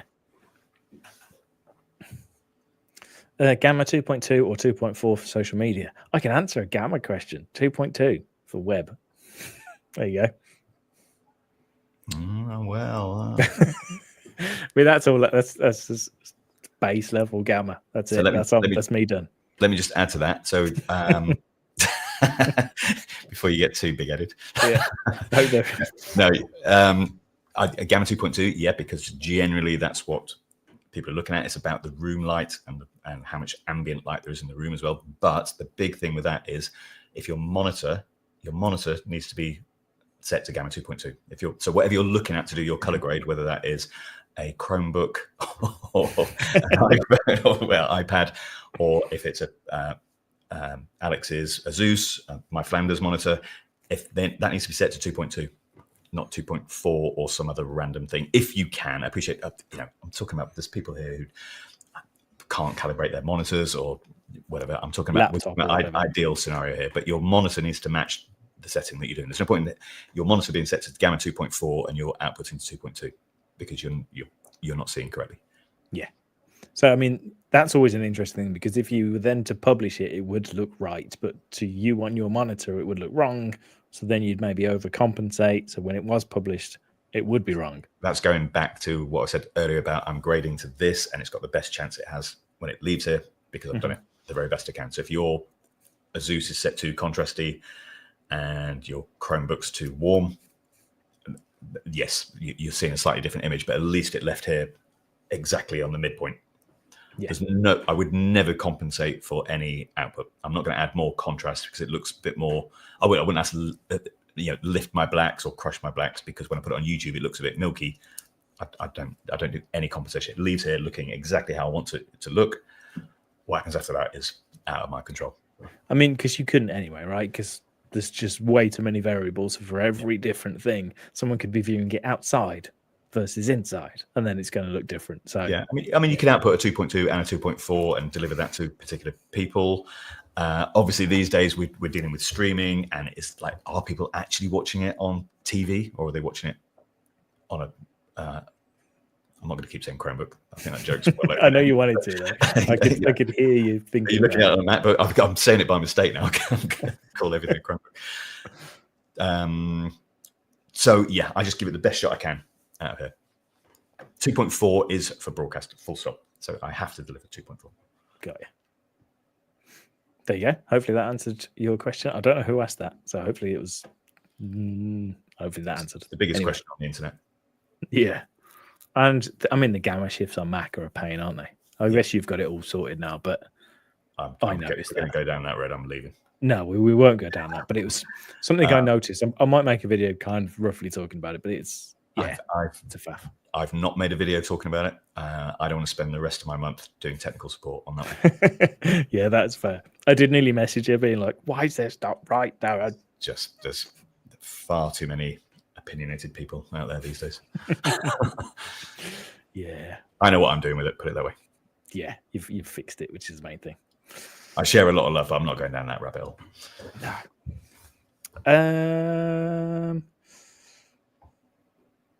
Let me find something else. Someone said, will Darren be discussing Chromebooks at NAB? I'm going to give away Alex's one. Live at the meet and greet. Darren will probably have forgot we've even had this conversation by NAB because I know I probably will have. Someone will come up to us at NAB and talk about Chromebooks and we're like, why is this what's this all about? Oh dear. Right. We've got to get there. Yeah, we're actually flying out together, aren't we? Yeah. Yeah, we are. We're meeting at the airport. It's going to be fun. It's going to be a dangerous bar on the flight.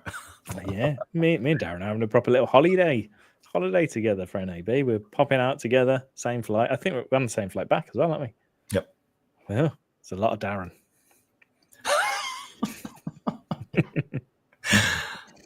If there's never any live streams after NAB, you know it's not gone well. Someone's just said, "Oh, Saucy Hooligan is here." Hello, Saucy Hooligan. They left me a really nice comment earlier, so thank you, Saucy. And I really like the name of Saucy Hooligan. Great name. I don't get names like that on my channel. Do you not get Saucy Hooligans? No. Nah, you're missing out.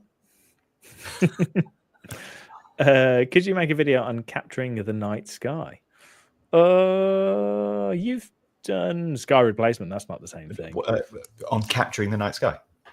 It's just more of a video, sort of a videography style video rather than an editing video. Could do. I've always liked the idea of maybe going out and talking about how to video and how to photograph things, but it just wouldn't fit on my channel all that well. But you talk about night sky? Mm-hmm. Yeah. Okay. Yeah. So obviously a big topic that I get asked about quite a lot is day for night. So you're shooting in the day and making it look like night. Yes. Which is a technique. Which is a big thing. Yeah. That's a live stream in itself. Yeah. And sky replacement. Obviously, got the sky replacement. That's another thing that you can use if you get DaVinci Resolve Studio. I've got some replacement. Yeah. I've got. You did a video on it, didn't you?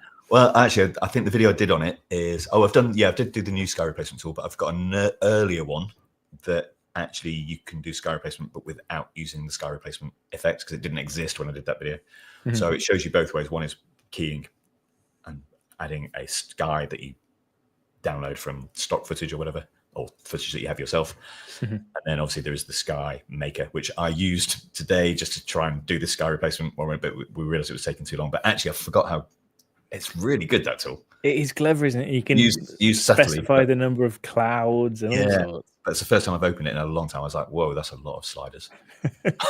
Yeah, I haven't. I've never had a need for it. So when it came out, I had a play and left it at that. Never looked at it anywhere else. I wouldn't say we do loads of sky replacement, but it's a thing. It's a popular topic. It's not a gimmick. It is done. So the footage today was shot on 2 different days. Classically, one day was gorgeous with little white cartoon fluffy clouds in it, and the other day was grey, as you can possibly imagine. Got you. It's one of them, clients' expectations. That's about. Yeah. As opposed to sky replacing. PJ's here. Have you might not have heard. I can't imagine you've crossed PJ. PJ, hello. He's a bit of a fusion wizard, and he's been doing all sorts of cool stuff. So, quick shout out to PJ. Oh, I'm surprised our paths haven't met. You know, I'm fond I am of fusion. I know you love it. Yeah. You're a big fan of jumping into some expressions and creating macros. Love it. That's what I live for. That's what you live for. That's why I love this community. Let everyone else do all that for me. I mean, that is the nice thing, isn't it? It's like I know I'm never going to talk about audio to any sort of real degree. And it's like, well, that's why Jason's around. It's great. People ask me audio questions. I go, Jason Yadlavsky, go watch him. People ask me color questions that I don't know. Darren, go watch Darren. Yeah. You know, it's great. It's just great. I did see just while you're on audio, I did see a question. These are going a bit, I'm sort of half looking at them, but someone said, what mics are we both using? Oh, I'm using a Elgato Wave 3. It's a little mic, just a little plug-in one. It's relatively cheap, like £100, $100-ish. Plug and play. You just plug it in, and actually, you know what? It's not bad. Yeah, it's good. Is that the mic you use for YouTube as well? Yeah, I use this for everything. Oh wow, it's really good quality. That's one cable. I don't need to mess around. I like XLR shotgun stuff like you've got, and you get some nice tones out of it. But this is just easy. That's a Sennheiser 416 covered in gaffer tape. Gaffer tape in America. Going into a Focusrite Scarlett Solo. So it's because it's XLR. I can't put it back now. Someone's eardrums are going crazy into my audio. I'll just leave it in the shot like yours. It looks trendy, doesn't it? Yeah, it's not as cool looking mic as yours, but it's pretty much industry standard for broadcast. Yeah. I mean, I have thought about going down the. Say again, sorry. Can you still hear me saying has that gone crazy? Yeah. Oh, that wasn't a joke. That's really annoying me being in the shot there. It's got to go out. I get triggers. Yeah, I mean, the reason I like this, I don't always like having it in the shot, but it's just easy. And it's on a little arm, so I just throw it out of the way when I'm done, and it sits in the corner. I think that either in the shot or not looks good. I can't imagine you not having that in front, but this stupid thing just poking in like that just looks like a mistake. If it looks accidentally in the shot, then yeah. Oh, it's all come off now. Hang on, I need more tape around it. The 800 quid mic held together with a little bit of gaffer tape at the top. Half my office is gaffer tape, or if you're putting, here's a tip, here's a random piece of advice for you. If you're putting random things together like a desk like this, get yourself on Amazon and get yourself some sticky Velcro strips. They're amazing. I've just Velcroed everything down. It's brilliant. Sticky back on each side, and you go, oh, this thing keeps moving. Velcro. And then if you do want to move, you just boop. Great. It's kind of dad. It's like old man advice, that is, but love it. Yeah, how old are you? I thought I was the old man here. Apparently, I'm old. I'm older than my actual age. Someone's tagging me, asking me some sort of question. Hang on. Are we just in the wrong bodies for our age? Maybe we need this. It's like I was going to say wife swap, but that's not what I meant. That's in a very different live stream. Yeah, no, like a what's the movie where You like have to go on my other channel for that one. totally wrong term. There's movies where people swap bodies and stuff. You're really getting yourself in a hole. Yeah, now, I'm good. Digging a hole. Let's move on. The question was, I had almost 500 gig of render cache space taken up for a 30-minute video, and the timeline contains a little bit of motion and multiple cuts and color grading. Yep. It can do that. It shouldn't do that much. It depends why you're needing it. Are you needing it because you're on a Chromebook? Obviously for playback. So I have my render cache set to, I've got two different options. I use either node caching. So I cache a particular node. So if I'm doing something like noise reduction, and I want to see it, I can cache that particular node. Mm-hmm. Or I don't have my render caching set to automatic. I have it set to user. And then I tell it when I want to render cache. Yeah. I got caught with that. That's the reason I have changed my policy. But this is going back a little while, but it's probably, I don't know, 7-8 years ago. And suddenly my Mac came up saying, you have 14 megabytes of free space left. And I was like, whoa. And it was all render cache. I didn't even realize I'd been caching. Yeah, it's very easily done, isn't it? I learned the hard way that. Yeah, I think I freed up something like 60% of my hard drive just by deleting it. And you can globally delete your render cache as well. So you can go in, you can either go in at file level, but you can call up a menu and you can just delete it by project, or you can delete it by just delete all my render cache. Yeah, let me show that really, for those that don't know, it's there. Bear with me. So for those that don't know, in Resolve, if you click on playback, there's a manage render cache, and it will show you all the render cache from all your different projects. So I've got some here that's using 10 gig for whatever reason. I was obviously messing around with Magic Rasks for some reason, and I can just click that button, clear the cache, and it will get rid of that from the background, because obviously it's taking up space you don't need. And once you've finished your projects, generally you don't need that render cache, so get rid of it. In a nutshell. Perfectly explained. Thanks very much. Our side-by-side view here looks like we're almost in the same room. It's not far off. We should switch, because I'm going blue this. Yeah. So if we were the opposite, can I switch? Yes. No, let's not mess around. No, that'll freak me right out. Yeah. Putting me in your room and you in it. Someone's asked a super quick question. Which camera am I on, and what's my usual shooting format? I shoot everything with Panasonic Lumix S5 Mark IIs. I've used Lumix S5s, the original one, and I'm using the S2. Is that what you used when you came down here and interviewed me? Yeah, it was nice, wasn't it? We lit that in about 20 seconds, and I thought it looked great straight out of the camera. Yeah, it's nice stuff. Yeah. I think that was on the original S5. I think, I can't remember. But yeah, I shoot all my videos on these, and generally speaking, they've not let me down yet. Yeah. And I can record straight to an SSD, which is also another big thing. Straight to an SSD, plug it in, and then I can just edit it off the SSD. And then I do an archive of the project when I'm done, and then I can just wipe the SSD.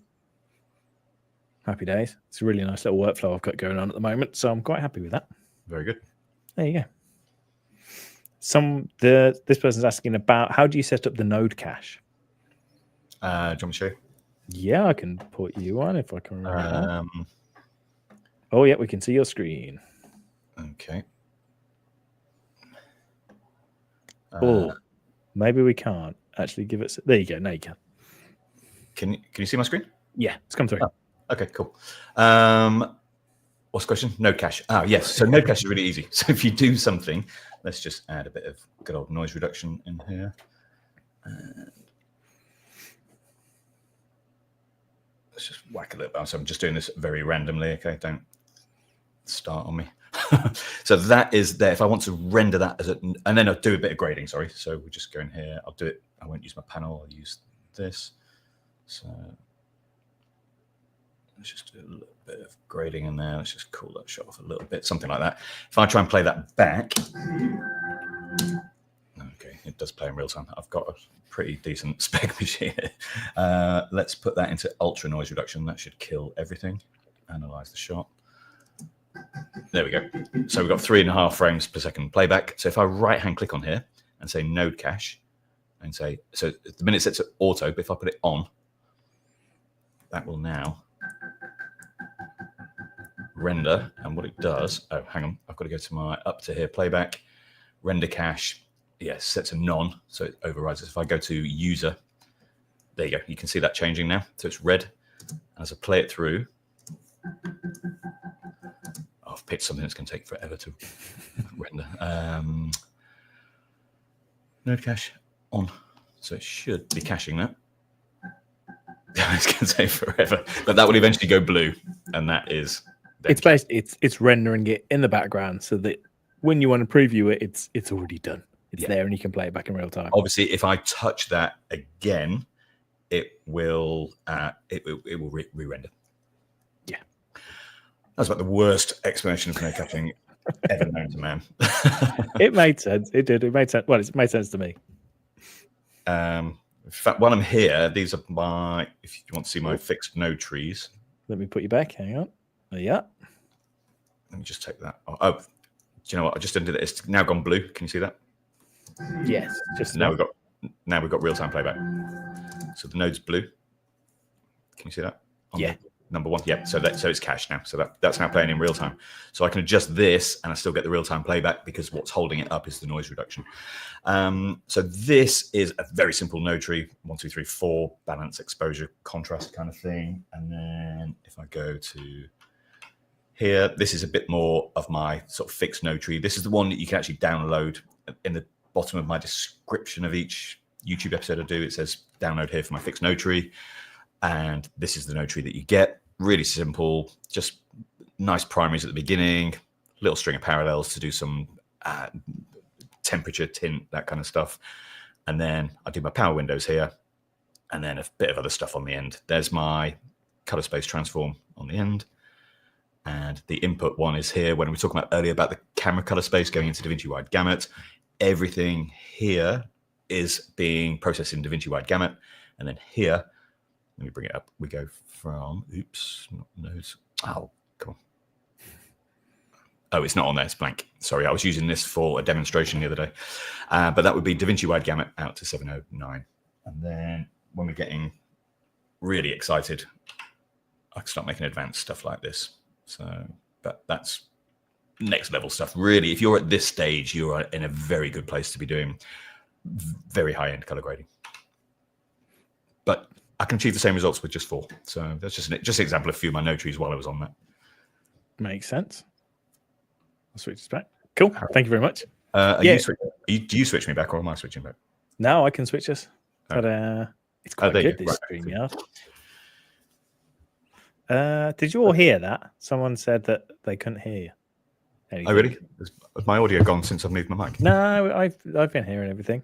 Yeah, it's all good. It's all good. I think they're saying it's accidentally muted. You muted me. Sorry. Right. No, I didn't. Frank and Blackpool saying you're both on silent. Yeah, don't know. Are you on? We can still hear. Well, you two argue it out and let us know. Yeah. We'll just carry on regardless. Just as a quick break, we've got some more color questions, but there was another one just before that, which I'll answer because you like talking gear. Someone said you used an anamorphic lens on your last video. Which one is what Walter has asked me? So I'll show you that real quick. This one. It's quite a big lens. This is a Sure anamorphic 100mm T2.9, and this was the rig. So this is the S5 II. Microphone was a little DJI mic 2, I think it's called. I've got, this is, it's an 82mm variable ND, but it's also a, what's it called? What's the word? A demist or mist filter. Yeah, it adds a little bit of just softness to the image. And that was it. Ran around with this. It's all manual focus, so it's not the best thing, to be honest, to be filming yourself with. But I was like, I fancy it. Fancy just trying to make it look nice and have some fun with a big lens I don't use all that often. Yeah. So there you go. Add that to your Amazon basket with your little sticky Velcro pads. Happy days. Yeah, sticky Velcro, Pro I bet Mist. you only went in there looking for sticky Velcro pads and ended up buying a prime lens. That happens quite a lot. I'm Yeah. like, oh, I need a new pen. Now I have a new camera. Damn it. And now I have debt. Oh no. But there you go. They there's some new lenses out. Cool. Who are they by? Can't remember. They're these like relatively affordable anamorphics, and they're really nice. And I've been tempted, but I haven't pulled the trigger on anything yet. So if you see another video in the next sometime in 6 months that looks kind of fancy, it's because I've finally spent some money on some different lenses. So there you go. Yeah. Someone's asking here, does Darren play with cameras too? I am definitely post-production, I tell you. Yeah, you're not into your cameras and filming and that much. Photography, love photography. I studied photography. I've done photography all my life, but as soon as it's moving, well, just look at my channel, Christ. It says everything. Yeah, I don't have the. I don't know. I like buying gear. I like playing with it. I like my little Osmo 3. That's kind of changed vlogging for me. Yeah. I bought that stupid drone thing the other day. I bought one of those drones to follow you. Yeah, and is it good? Your footage look all right. I don't play with it. It's going to sit in a box over there for probably another year now. I get bored really quick once I buy something. Yeah, drones are great. I get excited by drones. Then you use them and go, cool. It's really cool. It's actually easier vlogging with that. Just going. Because you don't have to do anything. Yeah, you look a bit of an idiot walking around Brighton with a little buzzy drone following you. Or actually, it's in front of you and you're talking to it. But I don't really care about that. I don't really care what people think about me, to be honest. I mean, why do you think I went to a forest? Oh, right. I'm like, that one's here. Well, Brighton, there's nowhere to hide, really. I'm right in the centre. The beach is rammed. It doesn't matter what time of year. Yeah. I mean, less so in the middle of Knoll. The town was Knoll, which is where I was. You've got more on your live aid coming in. Just joined, but wanted to ask, since there's someone that works in color, this is a good question. Let me like this. Also, thank you for your donation. It's an AR. I don't know what that is. ARS? No idea. How powerful is the film look creator for noobs like me? This will be a good one because we can both answer this from two different perspectives. Yeah. Do you want to go first or do you want me to? I'd like to hear your take on it, actually. I really like it. Is my answer to the film look creator. I'm getting better and better as time's gone on to to roughly balance a shot. I'll roughly have an idea of, okay, I'm clipping the highlights, or I'm crushing my shadows and all this sort of thing. For people like me, especially, it's really hard for me to know what a look should be or what look I'm trying to achieve. So this is the difference between sort of color correction and then color grading. I don't necessarily know, like, I want this to look a certain way. I want it to look like something, but I don't know how to generate that. And I don't necessarily know what it is I'm trying to achieve. And that's when things like Dehance is a good one. The film look creator is one to obviously get you stuck in. There's another one called Film Convert Nitrate, which has got all these different stocks. Is you just go through the list and you can, I want it to look a certain way, but I don't know what that certain way is. And so then you go, okay, I think there's 5 film looks now in the film look creator. And you go, yeah, that's kind of the look I'm after. And then you've got tools to change it. Go, that is kind of what I want, but maybe it's a bit too punchy or there's too many colors. And then you go, okay, we'll mess with the bleach bypass. And it's a single little slider and you can play to try and find these looks. And I hope one day I'll have a better understanding of the looks I'm trying to achieve without having to go down a drop-down list and look at them individually, where I can just say, I want this to look a particular way, which is obviously what Darren's the best at. He knows when someone says, I want it to look like this, Darren can interpret that and make that happen. Whereas I need to kind of go and sample them all. But for me, really helpful and kind of fun. You can mess and you can play and you can tweak things. So that's my take on it. Yeah, no, I think that's very fair. I think the film look creator's got better as well. So hopefully they'll just keep improving that and giving more options in there.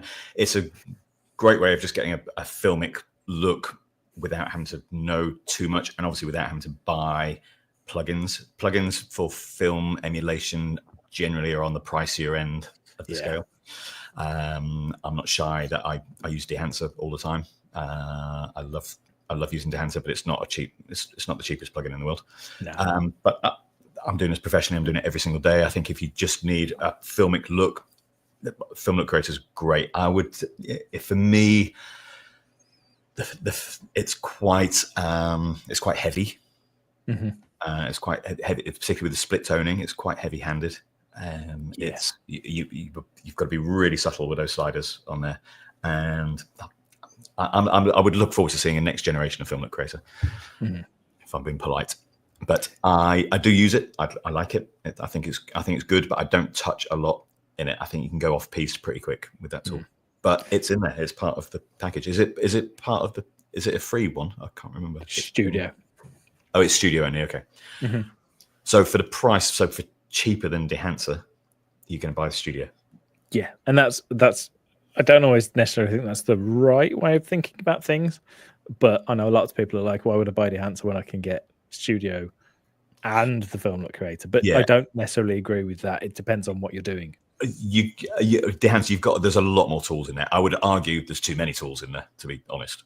I keep going to my go-to favorite ones, but a combination of Film Look Creator mixed with the bloom and halation tools that you get in the OFX, you can do a lot of really nice things. You can do a lot of damage as well, but you can do a lot of nice things. Yeah, it's as I say, it has its place. I think it would be really nice actually. Now you've said that the sliders aren't great. I wonder if they'll ever build it into like a panel rather than an effect and give you some proper wheels to do. Yeah, I don't mind it being an effect. I just want it to, as long as when I move a slider, it's doing what I want it to do. Mm-hmm. So it's still new. It came out new in 19. I think it wasn't even a bit of a late one in 19. No, it came out with 19. So it's only the first version of it. And then they updated it a little bit and they did a lot of good with that. So I think it'll only get better. So it's definitely one to watch. Yeah. I certainly have no problem using it, and I have used it on jobs. Yeah, I mess around with it and I've used it on a few things. Did I use it? I didn't use it on my other video. I used Film Convert, which is limited but good. It's kind of a middle ground. If you Google Film Convert Nitrate, it's kind of a middle ground. It offers a little bit more than the Film Look Creator. It doesn't offer anywhere near as much as Dehancer. If it's a middle ground between the two, essentially, for you to have a play with. Very similar thing, though. Yeah, and Camera Tim saying here the same argument can be made for paid DCTLs. I've just seen that as a one-off question, so I don't know if you were talking about something else, but I use DCTLs, which we were talking about earlier, like bought plugins that I apply. I mean, there's free ones out there as well, but a combination of those, Dehancer, Film Look Creator, you can get some really exciting filmic looks going on. So I'm definitely a big fan of a combination of Dehancer and DCTLs at the moment. And you find what works. And if you don't feel there's a need for it in your workflow, there probably isn't. So you probably don't need it. But even on that job I did this morning, so I had a 2-hour job, 150 shots. I had DCTLs and Dehancer going on, even in that limited amount of time. Got you. So that's 75 shots an hour. I need to play with DCTLs more. They've really, really grown on me because they have matured and they're getting better and better and better. They're I mean, I could spend a lot of money on those things. And I have spent a lot of money on those things. I bet you already have. Okie dokie. Shall we? We've had lots of questions. If there's more questions, we can keep answering.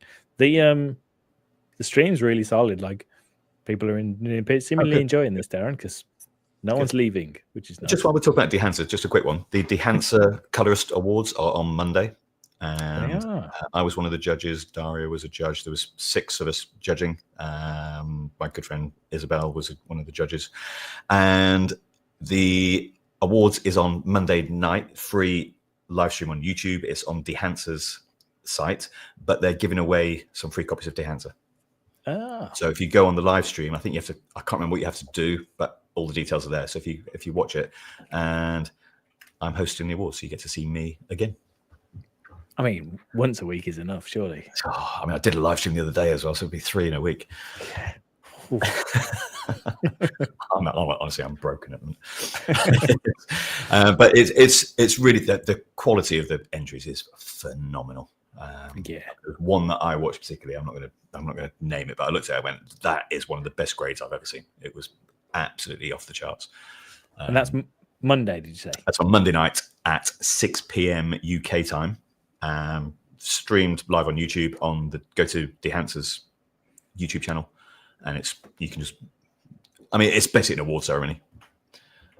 So there's no demo on how to use DeHance or anything like that, but they are giving away a few licenses. I know that. So if you want to try and grab a freebie, I would get yourself on there. Let me see. I think I can grab a link. And listen to me trying to pronounce lots of winners' names from various parts of the world with great difficulty. There you go. I've just put a link to the live in the chat. Cool. Yeah, I'll watch that actually. Yeah, I just thought I'd mention it because it's anywhere where someone can try and get a free copy. Why not? Yeah, and I mean, and from just a purely interesting point of view, it's really nice to see what a good grade looks like. Again, when there's a bunch of people that really know what they're doing, and what they're talking about, saying, yeah, that's really good. You're like, okay. Yeah, you get to see the shortlist. So if each category, they play the shortlist nominations, so you get to see all the nominations as well. It's good. There you go. I need to say thank you for someone else that's just donated something, and they say, I work on ads for a company. Since I joined, we started shifting ads from bad AI edits to more polished videos we enjoy watching. What things do you think are off-putting on ads you watch on IG and Meta? Whoa, broad question.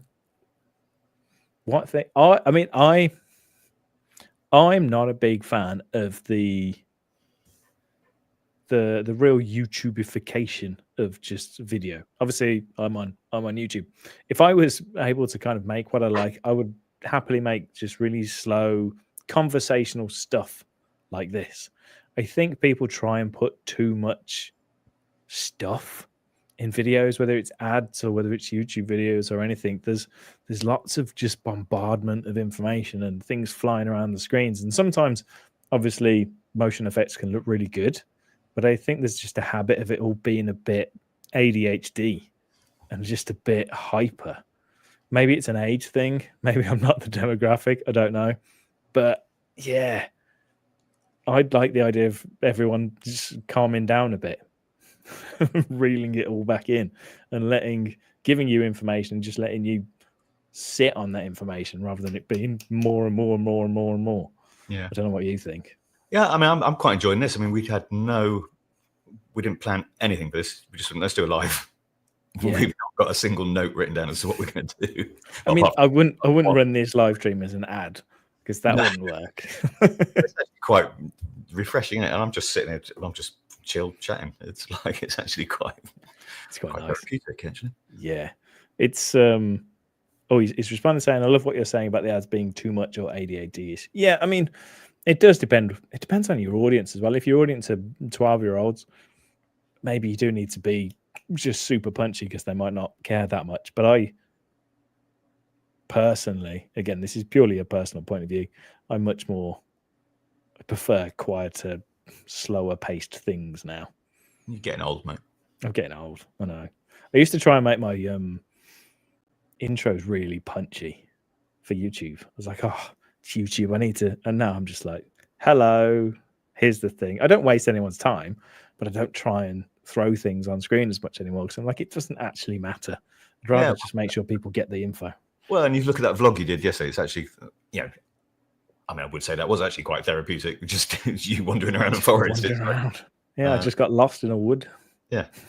Nice. Yeah, and actually that did better in terms of views than I thought. That I just thought 12 people would watch it and then it just sink. Was it doing all right? It did all right, actually, which is better than expected anyway. Oh, maybe I should film myself down the beach more. Maybe you should. Get them. That's going to go wrong as well, isn't it? Get the budgie smugglers out. Back on my other channel again. Yeah, the special channel.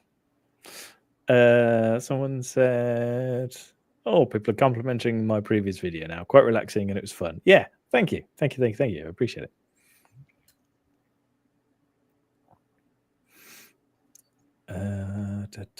Camera Tim. It's weird that Alex watches my intros. That is true. Yeah, you do some quite funny stuff in your intros. I need to send you Tim did a little I need to find it. Magic zoom bit in his live stream. I'll have to send it to you, Darren. It's quite amusing. Okay. Just give me a timestamp. Yeah. Oh, I think someone clipped it, so I can send you a link. Oh, brilliant. Okay. I don't know if you want to get into this because this is a big topic, but thoughts on Aces 2.0? I don't really use Aces, so I use Aces for a very particular thing. So I'm DaVinci workflow. So I have done a YouTube episode on Resolve versus Aces. It does put you in a slightly different color starting position. I like what it does. I've been on Resolve for 15 years. I'm so used to working in a DaVinci workflow. So pre it had Aces. I mean, I've been using it pre it even had color management. I think I'm just not used to it, to be honest. My default is a bit like it's getting that transition going from Adobe Premiere to DaVinci Resolve. And if you've been on Premiere for 10 years, you start an edit, you just open up Premiere. I'm just opening up DaVinci Wide Gamut. But there are, DaVinci, I'm using the CST workflow. I do use Aces inside my Resolve color managed workflow. So when I say Resolve color managed, I'm talking about the CST workflow that I did before, not automatic Resolve color management, but it's still color management. I'm using CST at the beginning and the end. But there are certain things I do that I want to be in Aces. And to do that inside my node tree, I can switch to Aces for one node and come back out again. Okay. Which kind of is another example of why I want this controlled order of operations as opposed to DaVinci Resolve color management being before and after the color page. I can't control it. Does that make sense? I'm using very fine features in Aces that I really like. I can use them node specifically, and that's what I like about it. Sometimes some certain functions feel and look a bit better using Aces as they do to DaVinci Wide Gamut or DaVinci color management. But there's no general strict rule unless the client comes to you and says, we need it. So you need to use this for whatever reason. Yeah. So delivery for high-end Netflix, you do need to do, you do need to work in an Aces workflow. Right. Got you. It's that is a requirement of the job. Bottom line, what looks on your monitor, that's what I care about. It's got to, as long as it looks great on my monitor. If I've used Aces or DaVinci Color Space to get there, DaVinci Color Management to get there, it doesn't really matter. So, and I think in answer to your question, I'm so used to working in DaVinci Color Management that I'd have to really retrain myself. And the controls do feel different in Aces. Got you. I've got a very strong muscle memory on how much I'm pushing something to get a certain feel. You know, I feel my way around this panel. In Aces, everything just feels a little bit different. And it's just a case of you'd have to relearn everything, and then the next job you might not be on Aces, so then it'd be a nightmare to go back. Yeah, and I don't need to. I'm an independent colorist here in an independent shop. It's my own post facility. I'm not in a facility where you're forced to work down a certain pipeline. Obviously, with when you're working with VFX workflows, that Aces pipeline really does help. But I can even output in my DaVinci. We're getting into quite heavy stuff now, but my DaVinci color managed workflow, I can still output that in Aces if a VFX guy needs it. If he needs it, got it. Or gal. Person. How was that? Good. I mean, I'm never going to use it, but hopefully it's a heavy. In fact, if you look at my episode, I've got an episode. I think it says Aces versus Resolve color management. It's the only one that's got the word Aces in it. Yeah, I remember you made an Aces. You'll see my proper workflow in there, and you'll see the thing that I like to do in Aces. Got you. There you go. Thank you very much. To opening up this now, going into Aces and losing half our audience. I mean, it's getting late, so they might need a nap. You never know. Yeah, maybe. Someone's just asked really quickly. They've got a Magic Zoom question. Can Magic Zoom snap the anchor point, the zoom point to the corners? There's no snapping, unfortunately, just generally in DaVinci Resolve, whether you're in Fusion, whether you're on the edit page, although you can with the standard text, which is weird. So no. But if you download the latest version, there are buttons. I added quick access buttons, so you can just go top left, top right, bottom left, just to make life a little bit easier. So have a look, but yeah, no snapping, unfortunately.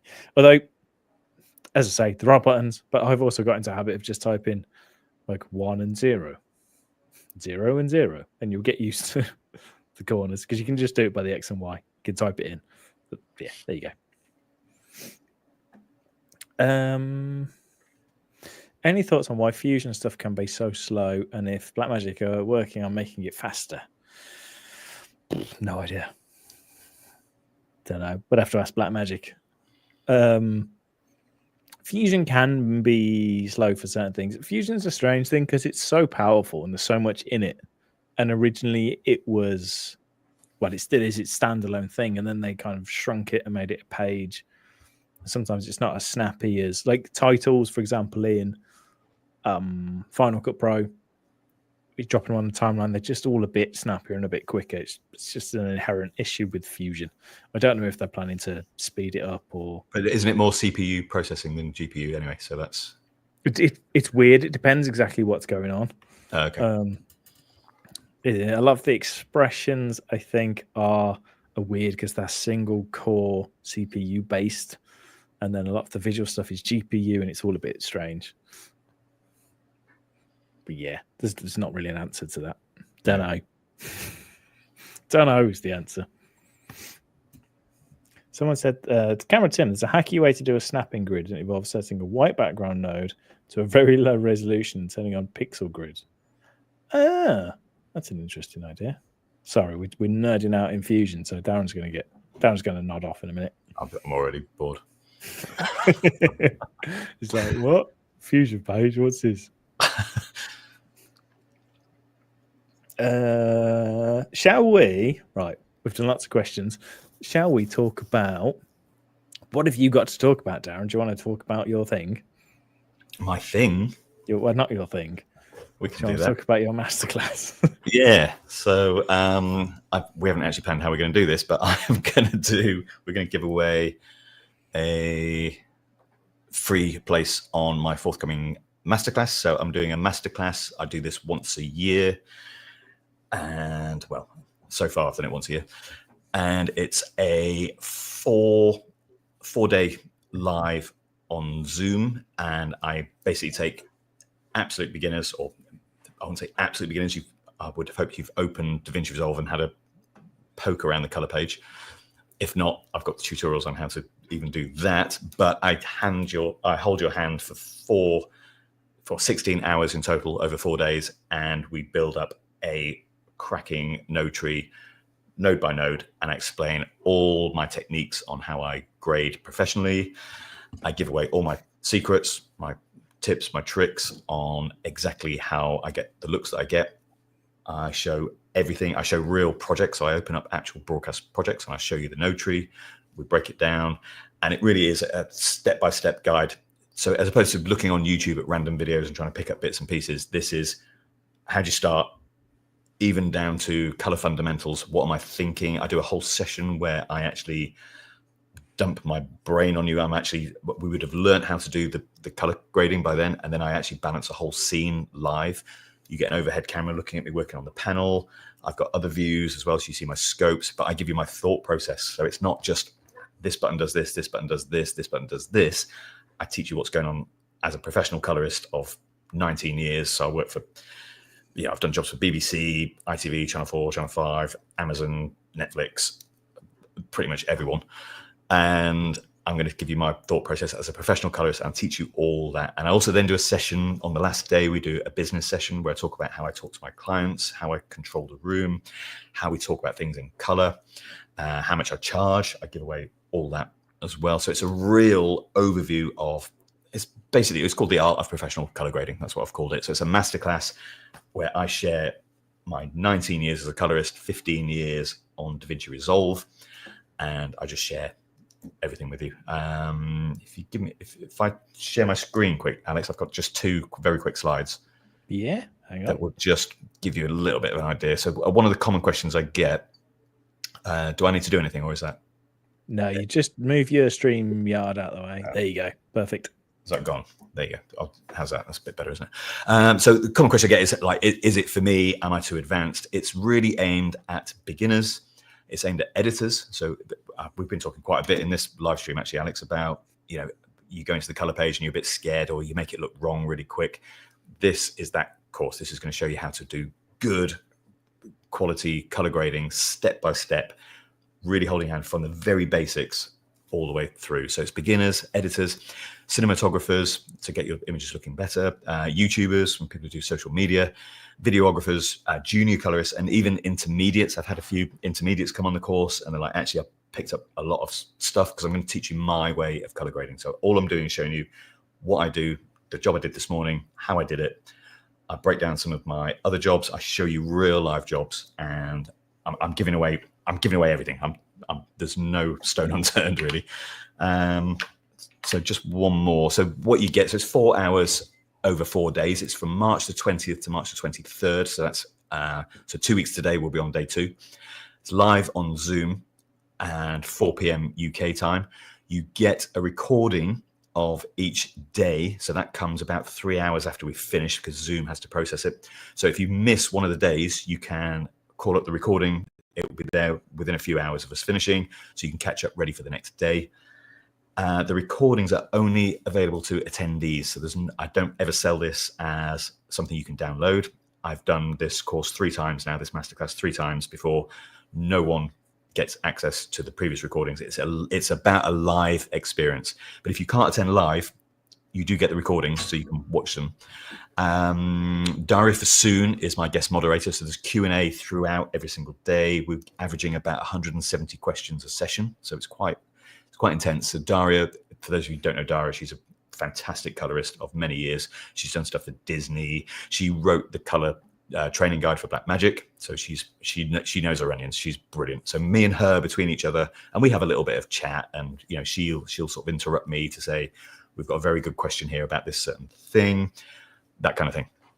You get some footage. I don't give you like 300 terabytes of footage. You get about 25 gigs of footage with some nice footage, some bad footage, some problematic footage, some regular everyday type footage that, it's not all Ari, Alexa, and Red. We've got some footage that's been shot that we need to fix. We've got 8-bit footage in there. There's all sorts of stuff. So I show you problems, not just glossy, nice stuff. The Watch Me Live Grade real broadcast projects I've just explained. It's literally a half-hour session where you've already learnt my techniques. You can then watch what do I think. So I'm just narrating out loud what I'm thinking. You also get access to my private Facebook group. So I've got a Facebook group with over 500 people in there at the minute, who've done the masterclass. So they're all at a good level. And in there, we critique work. We help each other. We have Q&A. We discuss things. We have once a month, we have a coffee chat over Zoom, which is just a free running thing, a bit like this. We just chat about stuff. I mean, we chat about anything. But the critique of your work is really good in that Facebook group. It's not a technical support area, but you're not going to need technical support once you've done the masterclass. I've got $7,000 of Resolve related prizes to give away. So at the end of each of the 4 days, we give away 2 or 3 prizes. So they are Dehancer, mononodes, I've got Omniscope, and I've got some studio licenses. So they're given away. And if you can't attend the live session, you're still included in that draw.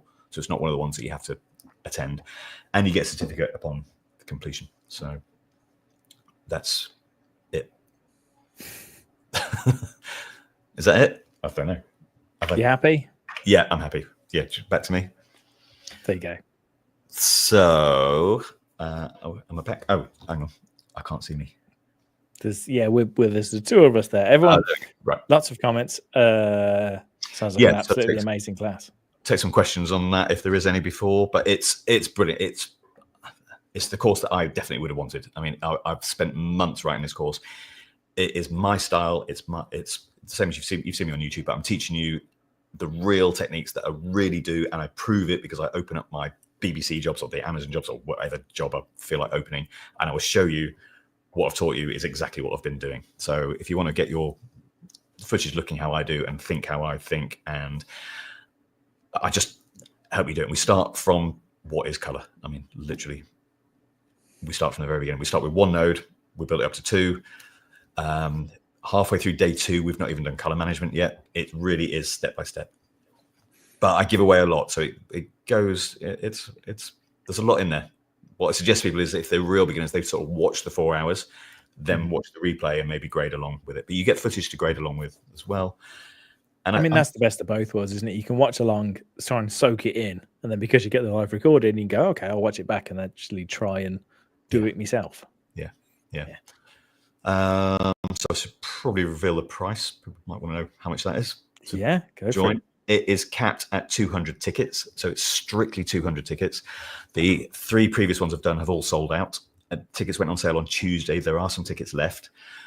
I would cap it at 200 to keep the Q&A good for Daria. If there's more than 200 people in there, the Q&A gets a little bit out of hand. We want to make sure that it's a quality experience for everyone who's in there.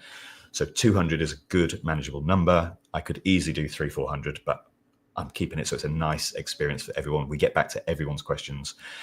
So it's 200 tickets. The system automatically cuts out at 200. So as soon as the 200 tickets sold, it stops going. The ticket price is £547. That's GBP. So it's Great British pounds. 547, or you can, that's a one payment, or you can pay in 3 installments at £197 for 3 consecutive months, which does increase the price to £591. But I have admin fees and there's charges that are charged to me for the monthly things. So that's just to cover that. So £547 will get you a ticket. That gets you all that stuff. You get the footage, you get into the prize draw, you get the Facebook group, you get and it's a lot of fun, honestly. Everyone really comes together as a community. It's 200 people. Everyone's buzzing on Facebook. So if you buy a ticket, you're in the Facebook group already. In fact, it won't be from tomorrow. I'm opening the Facebook group. So anyone who has bought a ticket is waiting to get in the Facebook group. That opens tomorrow. Everyone's helping each other. It's a brilliant community. And then you're all at a really good level when you finish it. I'm going to take you to pretty much high-end intermediate. I would say you'd be competent at doing a color grade. I can't teach you how to be a perfect colorist in 16 hours, but what I can do is I literally dump everything that I think is important and what I know and all my special little tricks. This is stuff that's not going on YouTube. What's on YouTube is all true and accurate. You'll see my no tree is very similar, but we just put the extra little special sauce on top. It's great. I mean, it always sells out. It's a great course. It's a perfect way to get started if you want to take color grading just to the next level and get a little bit serious. If you are intermediate, I would say day 1 might be a little bit slow for you. In fact, it will be slow for you, but sometimes it's good to just get that grounding, get your fundamentals back again, you know. Yeah. I've done plenty of one-to-one trainings where people have had 8-9 years experience. And so we start a sort of a little bit way in and I'm like, hang on, you've not even got your fundamentals right here. And I've improved their grading just getting back to basics, you know. Yeah. But if you're intermediate, just be patient with it. It will catch up with you. I would say if you're an advanced user, this is probably not the course for you. It is aimed at beginners. We're not covering HDR. We don't go to ACEs. We don't go into cinema making, cinema deliverables. It's a good course teaching you my solid broadcast grading techniques. I do TV grading. I'm not a feature film colorist. I've never claimed to be. I show you how I grade 500-600 shots in a day. I show you how I do my music videos where we're doing 100 shots in a day. I show you all those different techniques. Yeah, and it's one of those. It's pulling from your years of experience doing it. Yeah, I'm just trying to it's as if you're sitting with me, especially the live grade bit, which is great. So that's day 3. You already know all the rules, but where do you get an opportunity to actually? So in my head, I'm going, okay, I'm looking at this. This is what I'm looking at. I can see this down the bottom. That's going to need dealing with. But before I do that, I need to deal with this. I don't go, here is how you do a power window, because I've taught you that. What I'm telling you is, right, I think I need a power window here. Mm-hmm. So it's as if you're sat next to me doing a grade. What do you are saying to me? It's the why, not the what. It's definitely the why. And the insight, but I'm not teaching technical stuff. I am teaching technical stuff, but after I've done that, you're going to get into my head for half an hour and I'm just narrating out loud. And I literally grade a scene from, it's if it's come to me, it's not even touched. From to color managing it, to grouping it, to setting it up. And I'm doing that live. So I'm kind of mumbling along. It's quite weird grading live in front of 200 people. It's hard enough doing it in front of a director, but doing it in front of 200 people is actually quite, we don't normally have 200 on consecutively on each, because some people can't make it a day, but we've normally got there's a good healthy group in there. Daria answers questions all the time. So if you're watching me live grade and I'm just mumbling what's going on in my head, Daria can answer the technical stuff at exactly the same time. Because Daria knows her stuff. You couldn't really ask for much better sort of moderator, could you? And she's a really good friend. So we have a bit of a giggle on it as well. Yeah, it's a really good way of learning it. I think I've sold it enough. It's And if you want to see a bit more detail about what's in it, exactly, I did a live stream on Tuesday. So if you just look on my channel, that live's still up there. It's about an hour and a half. I have time stamped it. So if you want to see the 4-day agenda, I've time stamped that in that hour and a half live stream. But bear in mind, it's a live course. We changed little bits. It's not the very first one I did. That live grade went down so well. People asked, can we do another one? Mm-hmm. So because it's live, I did. Last year when we went, I did it. It was 2 weeks after the announced version 19. Yeah, so you had to make a whole bunch of changes. Yeah, so Film Look Creator came in. You know, it's like Color Slice came in. It's live. It's bang up to the date. You know. Yeah, and the reason we're talking about it in this video is there are still tickets available if you want to hop on, but also Darren has kindly offered to give one away. We're giving a place away. And I'm doing this because you were very kindly on that live stream on Tuesday. You were my moderator, which I just asked you to moderate it, and during it, you WhatsApped me and said, I'm going to buy a ticket for someone and give it to them, which I thought was super generous. So I'm returning the favor. So it's well, it's not a favor. You know, I'm going to give your audience a ticket. I mean, the other thing with this is like when you buy a course downloadable, do you watch it? I think you're always keen straight away. If I downloaded a 16-hour course, the sell would be great. It's like 16 hours and 700 gigabytes of footage and this and this, but you're not live there. You're not, so there's no live Q&A. I'm sure you get technical support on these downloadable things, but the live experience, it makes you want to attend. The community's there going, great. I had people in the Facebook group going, like, it's 7 o'clock. We're only another hour to wait. We're on day 2, and everyone's like, yay, this is great. So you're kind of there together. You know, you want to be there. So you actually complete the course in 4 days. So in 4 days, you've learned so much. And I had people on day 5 in the Facebook group going, I don't actually know what to do myself. It's like, where's the live stream gone? It's like, it's over. It really was. It really is a community thing. And we're all friends in the Facebook group. Everyone gets on really well. The coffee chat. I'm going on a bit, but it's a really friendly way of learning. There's a lot to be said about. I mean, that's why people like these live streams, because obviously we do our videos all the time, but to actually be able to interact, that's why I need to do more of these. And actually, I've done well. I moderated yours, and this is my second one in like 2 weeks. Yeah, and you've made about 800 quid. Yeah, thank you to those people that tipped. That was unnecessary, but very appreciated. So thank you. Someone's just said, where was it? You're giving away another place. We are. We're going to give, and how are we going to do it? We're just going to pick a name. Am I going to pick a name? Well, we haven't thought this through, have we? No, this is what we did last time. So should we just pick a name? It's your live stream, mate. Yeah, you do what you want. So one free place, and that means there is one less place because it's still capped at 200. This is not an extra place I'm offering. It's still capped at 200. So this is one of the 200 tickets. This is one of the 200. So let's think of a word.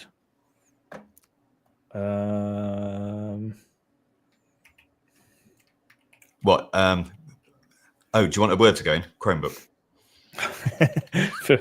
Okay, I'm going to type. Hang on, wait, no, don't do it yet. Hang on, that's not got Alex's approval yet. So I've got to say, everyone's actually been really good. The chat's been really good. No one's been spamming stuff.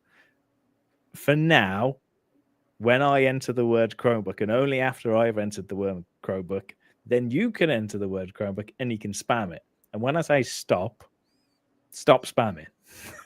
And providing everyone follows the rules, we'll be good to go. Otherwise, I'll keep the ticket. Yeah, otherwise Darren will give it to someone on the street. So I'm going to hit go now, and then you can start spamming, and I will close my eyes, pick a random name, and then we'll go from there. So there's MW Michi, who actually won your ticket. Is Michi in here too? Yeah. Well, you can't enter. Yeah, I would suggest you can't attend it twice. You can't attend it twice, but congratulations. Right, go. Yeah, good luck, everyone. I'm going to let it go for a minute so you can... And I'm going to close my eyes. I'm going to scroll up and down. Tell you what, you say stop, Darren. Okay. Oh, well, I better not look at it either. Yeah. So I'm looking at your pretty face. Let's give it a few more seconds. Stop.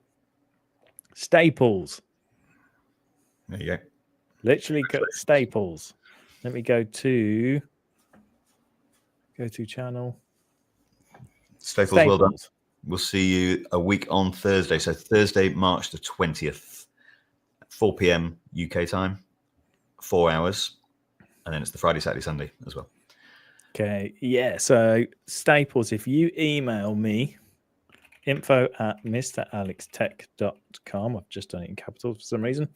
And I've clicked on your name. So I've got your channel URL at the top. I need you to just send me like basically a screenshot of your back end of your YouTube with sort of the URL and all that sort of stuff. So I know it's you. So email me. Not a screenshot of your back end. Not a screenshot. I mean, no, that won't get you any extra prices. That doesn't get you a ticket. Well done. Congratulations. Congratulations, Staples. Right. So there's one less ticket available. There are still tickets available. Obviously, it sells out. It's selling fast. Yeah, so be quick if you want one. But congratulations to Staples for winning that.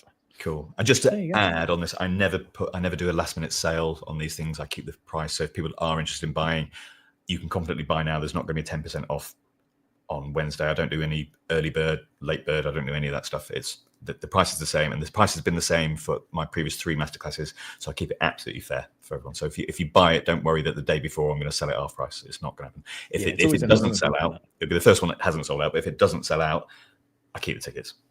Yes, they're not going away for half price. That's fine.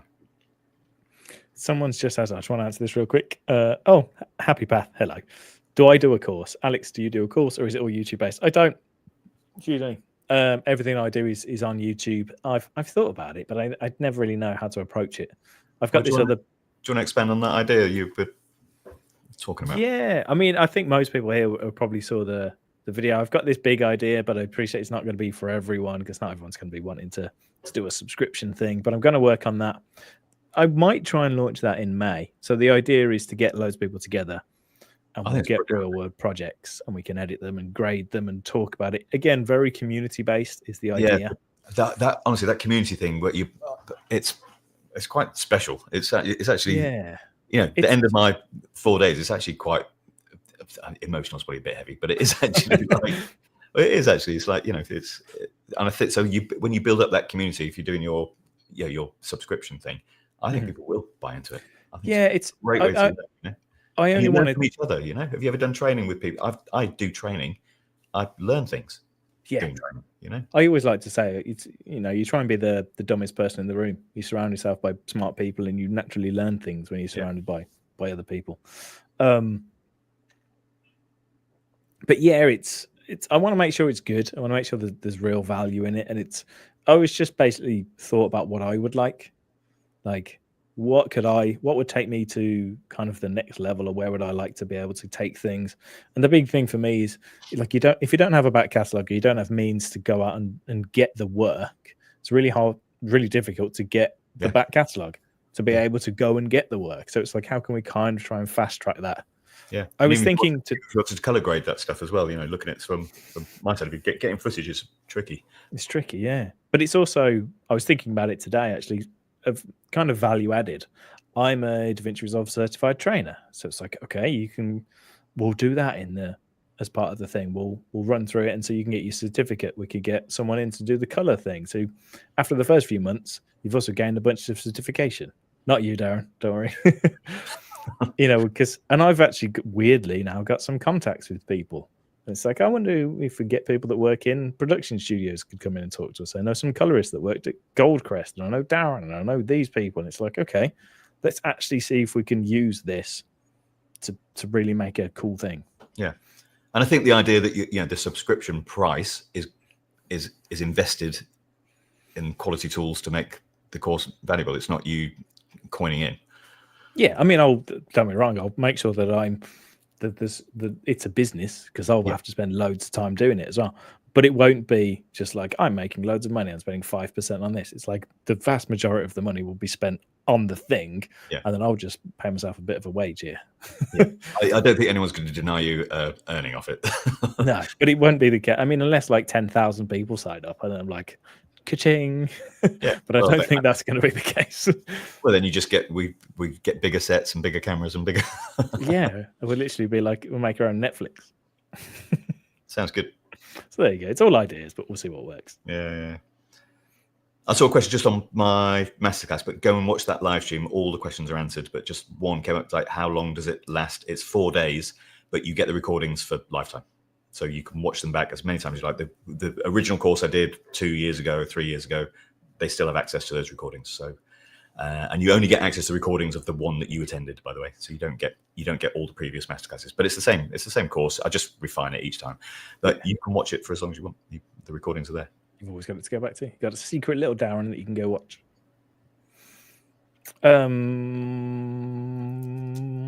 Someone said, so it's a permanent subscription. It seemed more like a project. Kind of, but it's the expectation would be you'd join and then you'd leave. Like, I'm never going to be like, you need to stay on forever. It's like you've joined, get what you want out of it. And then I'd expect people to, it's kind of like my YouTube. I expect people to watch and then stop watching.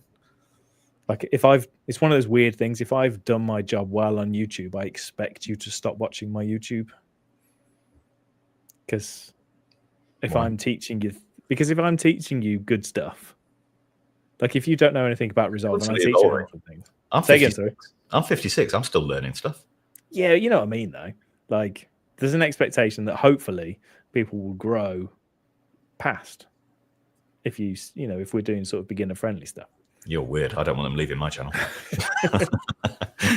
Please, please stay. I want to say. I'm joking. I know what you're saying. Yeah. A quick hello to Scott Balcom. Hello. I met you at NAB. I believe we are going to be there in NAB this year. So hey. Yeah, it's not long actually. We're going out not long after the masterclass finishes. That's going to be a holiday and a half for me. I tell you. Yeah, it'd be a nice break. I will be letting off some steam. Yeah.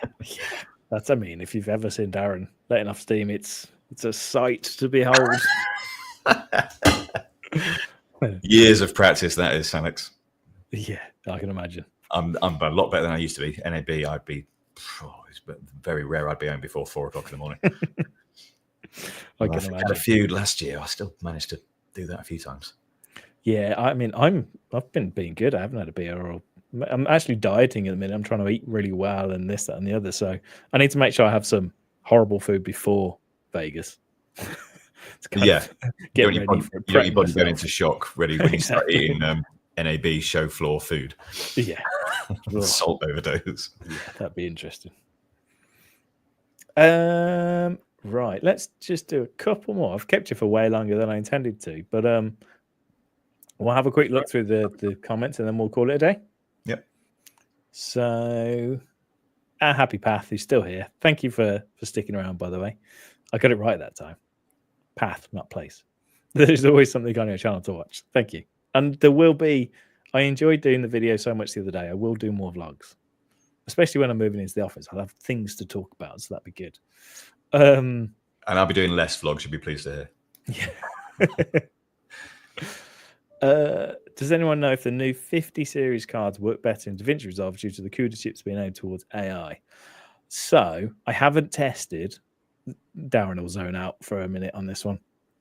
I haven't tested them. One of the big things is the fact that they've really upped their tensor cores. So in theory, these new 50 series cards should be really, really good at the AI stuff. Because like Magic Masks runs on Tensor, which is the AI, so that should be really, really quick.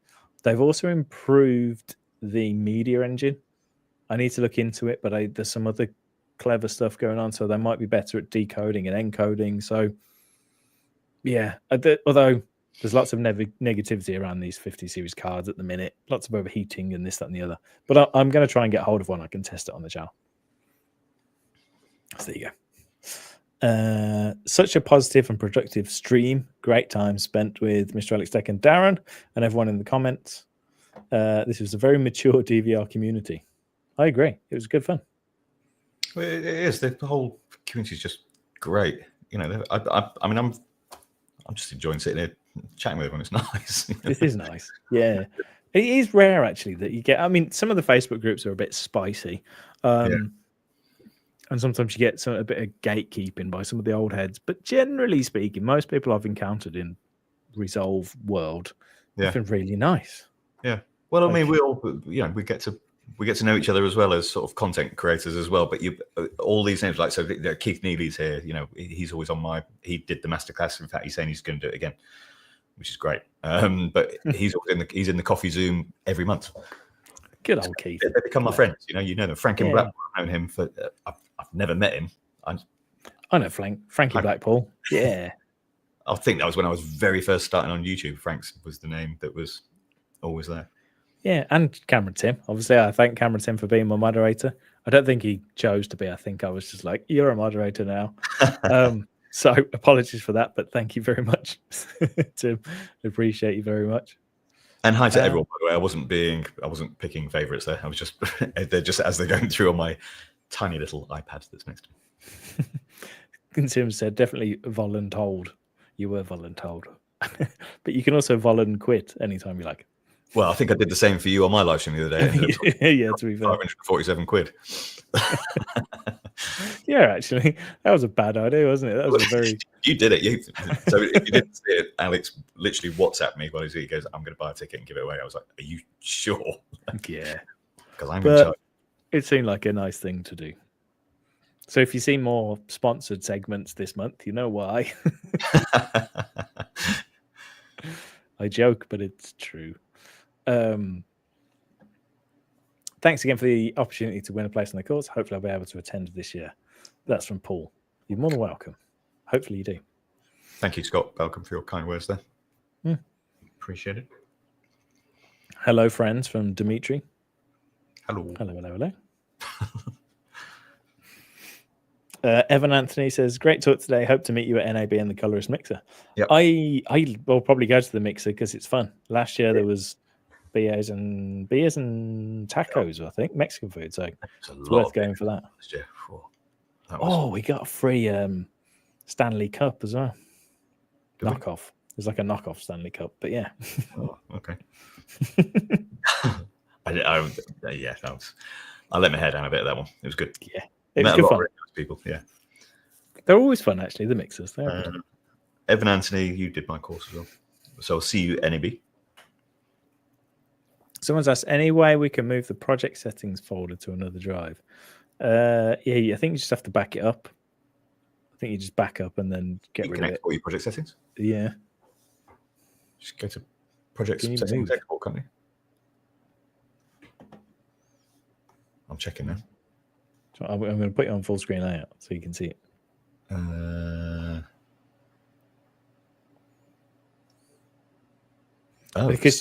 maybe you can't. Save current settings as preset, and then hang on. I think he wants to move the actual sort of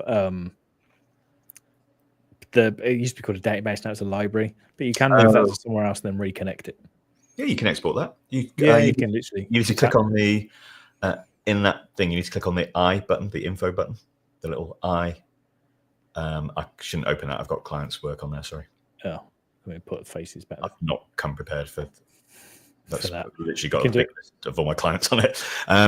Where it lists the database, there's a little I next to it in a circle. If you click on that, then you can export it. There we go. We'll do mine. So you click on the little thing at the top left to open this, and then click on the little I, and you can back up or duplicate it and reveal in Finder. And if you go into the Finder, it's literally just a folder structure, and you can just, move this somewhere else. Or the best thing to do would be back it up, put it somewhere else, and then you can click on restore, I think it is. Yeah. I don't know if we're seeing your screen now, are we? Oh, yeah, we are. Maybe a bit slow. We're not seeing it on YouTube. Oh. Wow. Follow those verbal instructions. Have a look online if that didn't come through. Quick Google and it should come through.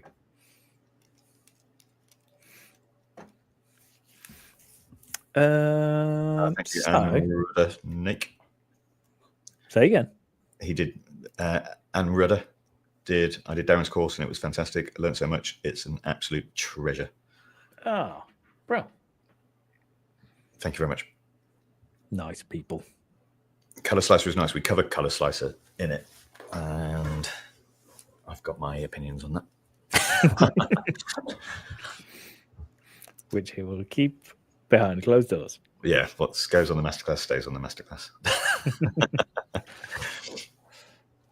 Will Resolve ever auto sync folders and drives? So you can kind of do that now because with the auto sync thing, with the folder sync. And did you know you can do this in Power Bins now? I found this the other day by accident. I mentioned it in a video. Hang on. Tell me if you can see this. I'm looking at your YouTube. Oh yeah, I can see it now. Yep. Did I do it in Effects Library Secrets? It's actually in this video. Let's just open this one. Files are offline, but there you go. So I've got a folder on my PC for my music. So you can put one of these in your Power Bin, and then I can just right click on it and resync media files, and it'll just load all the music I have on my system. So I can have my own little sort of library of music and sound effects or whatever else in my Power Bin. It's a small thing, but it just makes life that little bit easier.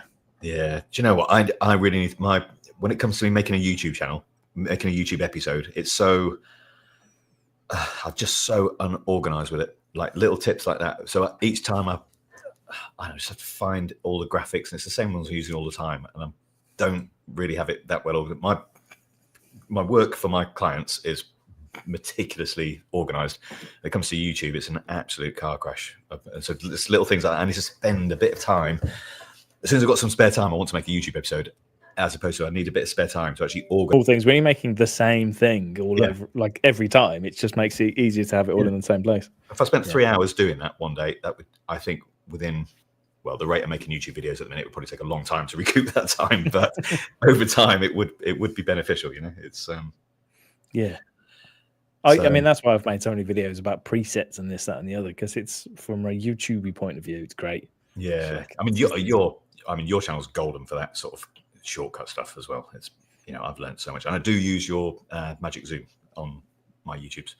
Took me a little while to get my head around it, but that's only because I'm not programmed that way. But that's a real time saver. So once I've actually invested a little bit of time in getting my head around it, I'm definitely saving time on it. Well, hey. But I've just also got to say, obviously my content's going to be pretty slim at the minute. All my focus is on the masterclass, and has been for the last few months, certainly weeks. And I'm still trying to keep my clients happy. I did 2 client jobs today. I did a seminar yesterday in London. I will be back, but you probably won't see anything from me till after NAB, because I've only got a week till we go. Yeah, it's not much time, is it? I'm on very little time, and that week I'm going to have clients screaming to get in my diary. So, unfortunately, that's the downside of being a full-time colorist. I can't just knock out as many YouTubes as I can, but I want to get some more out. I've got so many ideas. I'm not short of content ideas. No. It's just actually getting the time to do them.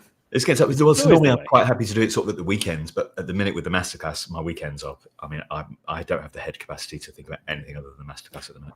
Yeah, which is it's quite enjoying doing this because I'm kind of zoning out from it, even though I'm talking about it. It's one of the nice things, isn't it, about YouTube though, is you can leave it and come back, and it might be, you know, might have to get a few videos out to get it to kind of pick up momentum again.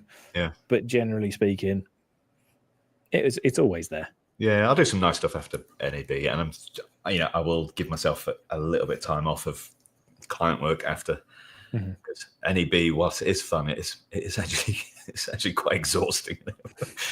We'll have to film some stuff at NAB though. We'll try and get some fun little videos made while we're there.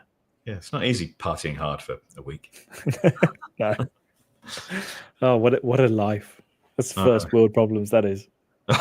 I'm so tired after my holiday to Vegas. It's not a holiday, it's technical research. You need to be careful. My accountant might be watching this. Definitely work. It's definitely work. Right, let's do one last thing, and then I guess that depends on if Blackmagic actually announce anything. Because if they don't, we've got a real holiday coming up. Then it is just a holiday, yeah. But that's what we show. Oh, Patrick's just popped in. We're literally just about to wrap it up. So sorry, Patrick Sterling, but howdy. Hope you're well, mate. Nice to hear from you. Patrick. Lots of people are asking about releases. When's the next release come out? We don't know, but we can assume there might be something to talk about after NAB or at NAB, because historically this is where they talk about things. So we'll just have to even if it's something, even if it's something new in 19 or something, there's normally something, but there's always something. Yeah, they've always historically done something big at NAB. They're very tight-lipped. Yeah, they are. But we should wait and I see. know them incredibly well. I've worked with Blackmagic for probably, well, I know some of them for about 25 years now, and they still won't tell me anything. No, you don't get any spoilers. Maybe we'll see another camera. Don't know, because I think the Pixis was a big NAB thing, and the panel was a big NAB thing. So they need another camera. Who knows? Who knows? Another advanced panel, that'd be great. Yeah, because they're old now, aren't they? They're like, I've had this one. Oh my god, 12 years. Yeah, although I guess if it ain't broke, kind of. Well, they replaced all the buttons, didn't they? So all these little pop-up buttons, I can't show you because my camera's fixed over there, but they sell you a new pack of buttons, so they basically remapped, so you can have it as version 1 or version 2 when you load it in, so you can get the old style, because it used to have things like tape control. I could actually control a VTR of it. Yeah, video tape recorder for those who Alex's age. I know now, VCR. That's something like HDR. We've got different tools in there now. There was no HDR tool, so I've got a button that actually says HDR on there now. So they kind of gave it a new lease of life by replacing all the buttons. You physically have to take there's about 250 buttons. I've got a video on it, actually. You can see me actually doing it. You just take all these buttons off. But the software side of it updates with firmware updates, so it stays up to date. It's good. There's no reason why they need to bring out another panel. I think my ideal would be somewhere between a mini and an advanced, don't call it a mini maxi, like a small-ish. Yeah, just basically not a $25,000 advanced panel. I think there's a big market for a $10,000 panel. Yeah, a big enough panel. So, my panel over 12 years, I promise you, it's paid for itself. Well, yeah, especially when, like you say, when it's your prime time, it's your income, it's your everything, isn't it? I've been on it all day today. It's I'd be more exhausted without it today. Yeah, I can imagine. Right, let's call it a day. This has been fun. Thank you ever so much for joining in and spending some time with me, Mr. Darren. It's always fun to hang out. We had no idea what we were going to talk about. I enjoyed that. No, I think I've said this before, I think this is the joy of live, isn't it? If a live doesn't feel live, what's the point in doing it live? And I think the beauty of it is, actually, Patrick Sterling's very good at this as well. You're great, Patrick. You just switch on and go. And camera Tim. But, actually, I'm saying that unfairly. You might do 2 days prep for it. But I think we can do more of these, or individually or with other guests. But if you do it without thinking about it, it's doable. If I have to, my live stream that I did for Tuesday night, obviously it was to showcase the masterclass, but I spent 2 days preparing that. You do it like this.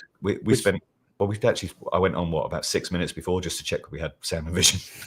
Yeah, but it could have gone horribly wrong, but it didn't. We didn't plan a single thing. So, because we're just chatting like we chat. This is what we do. Yeah, I think there's a lost art in it, isn't there? It's because I would overthink it, which is why I purposely didn't sit down ahead of time for this. But as long as you've got questions and we can just chat, it works. So yeah.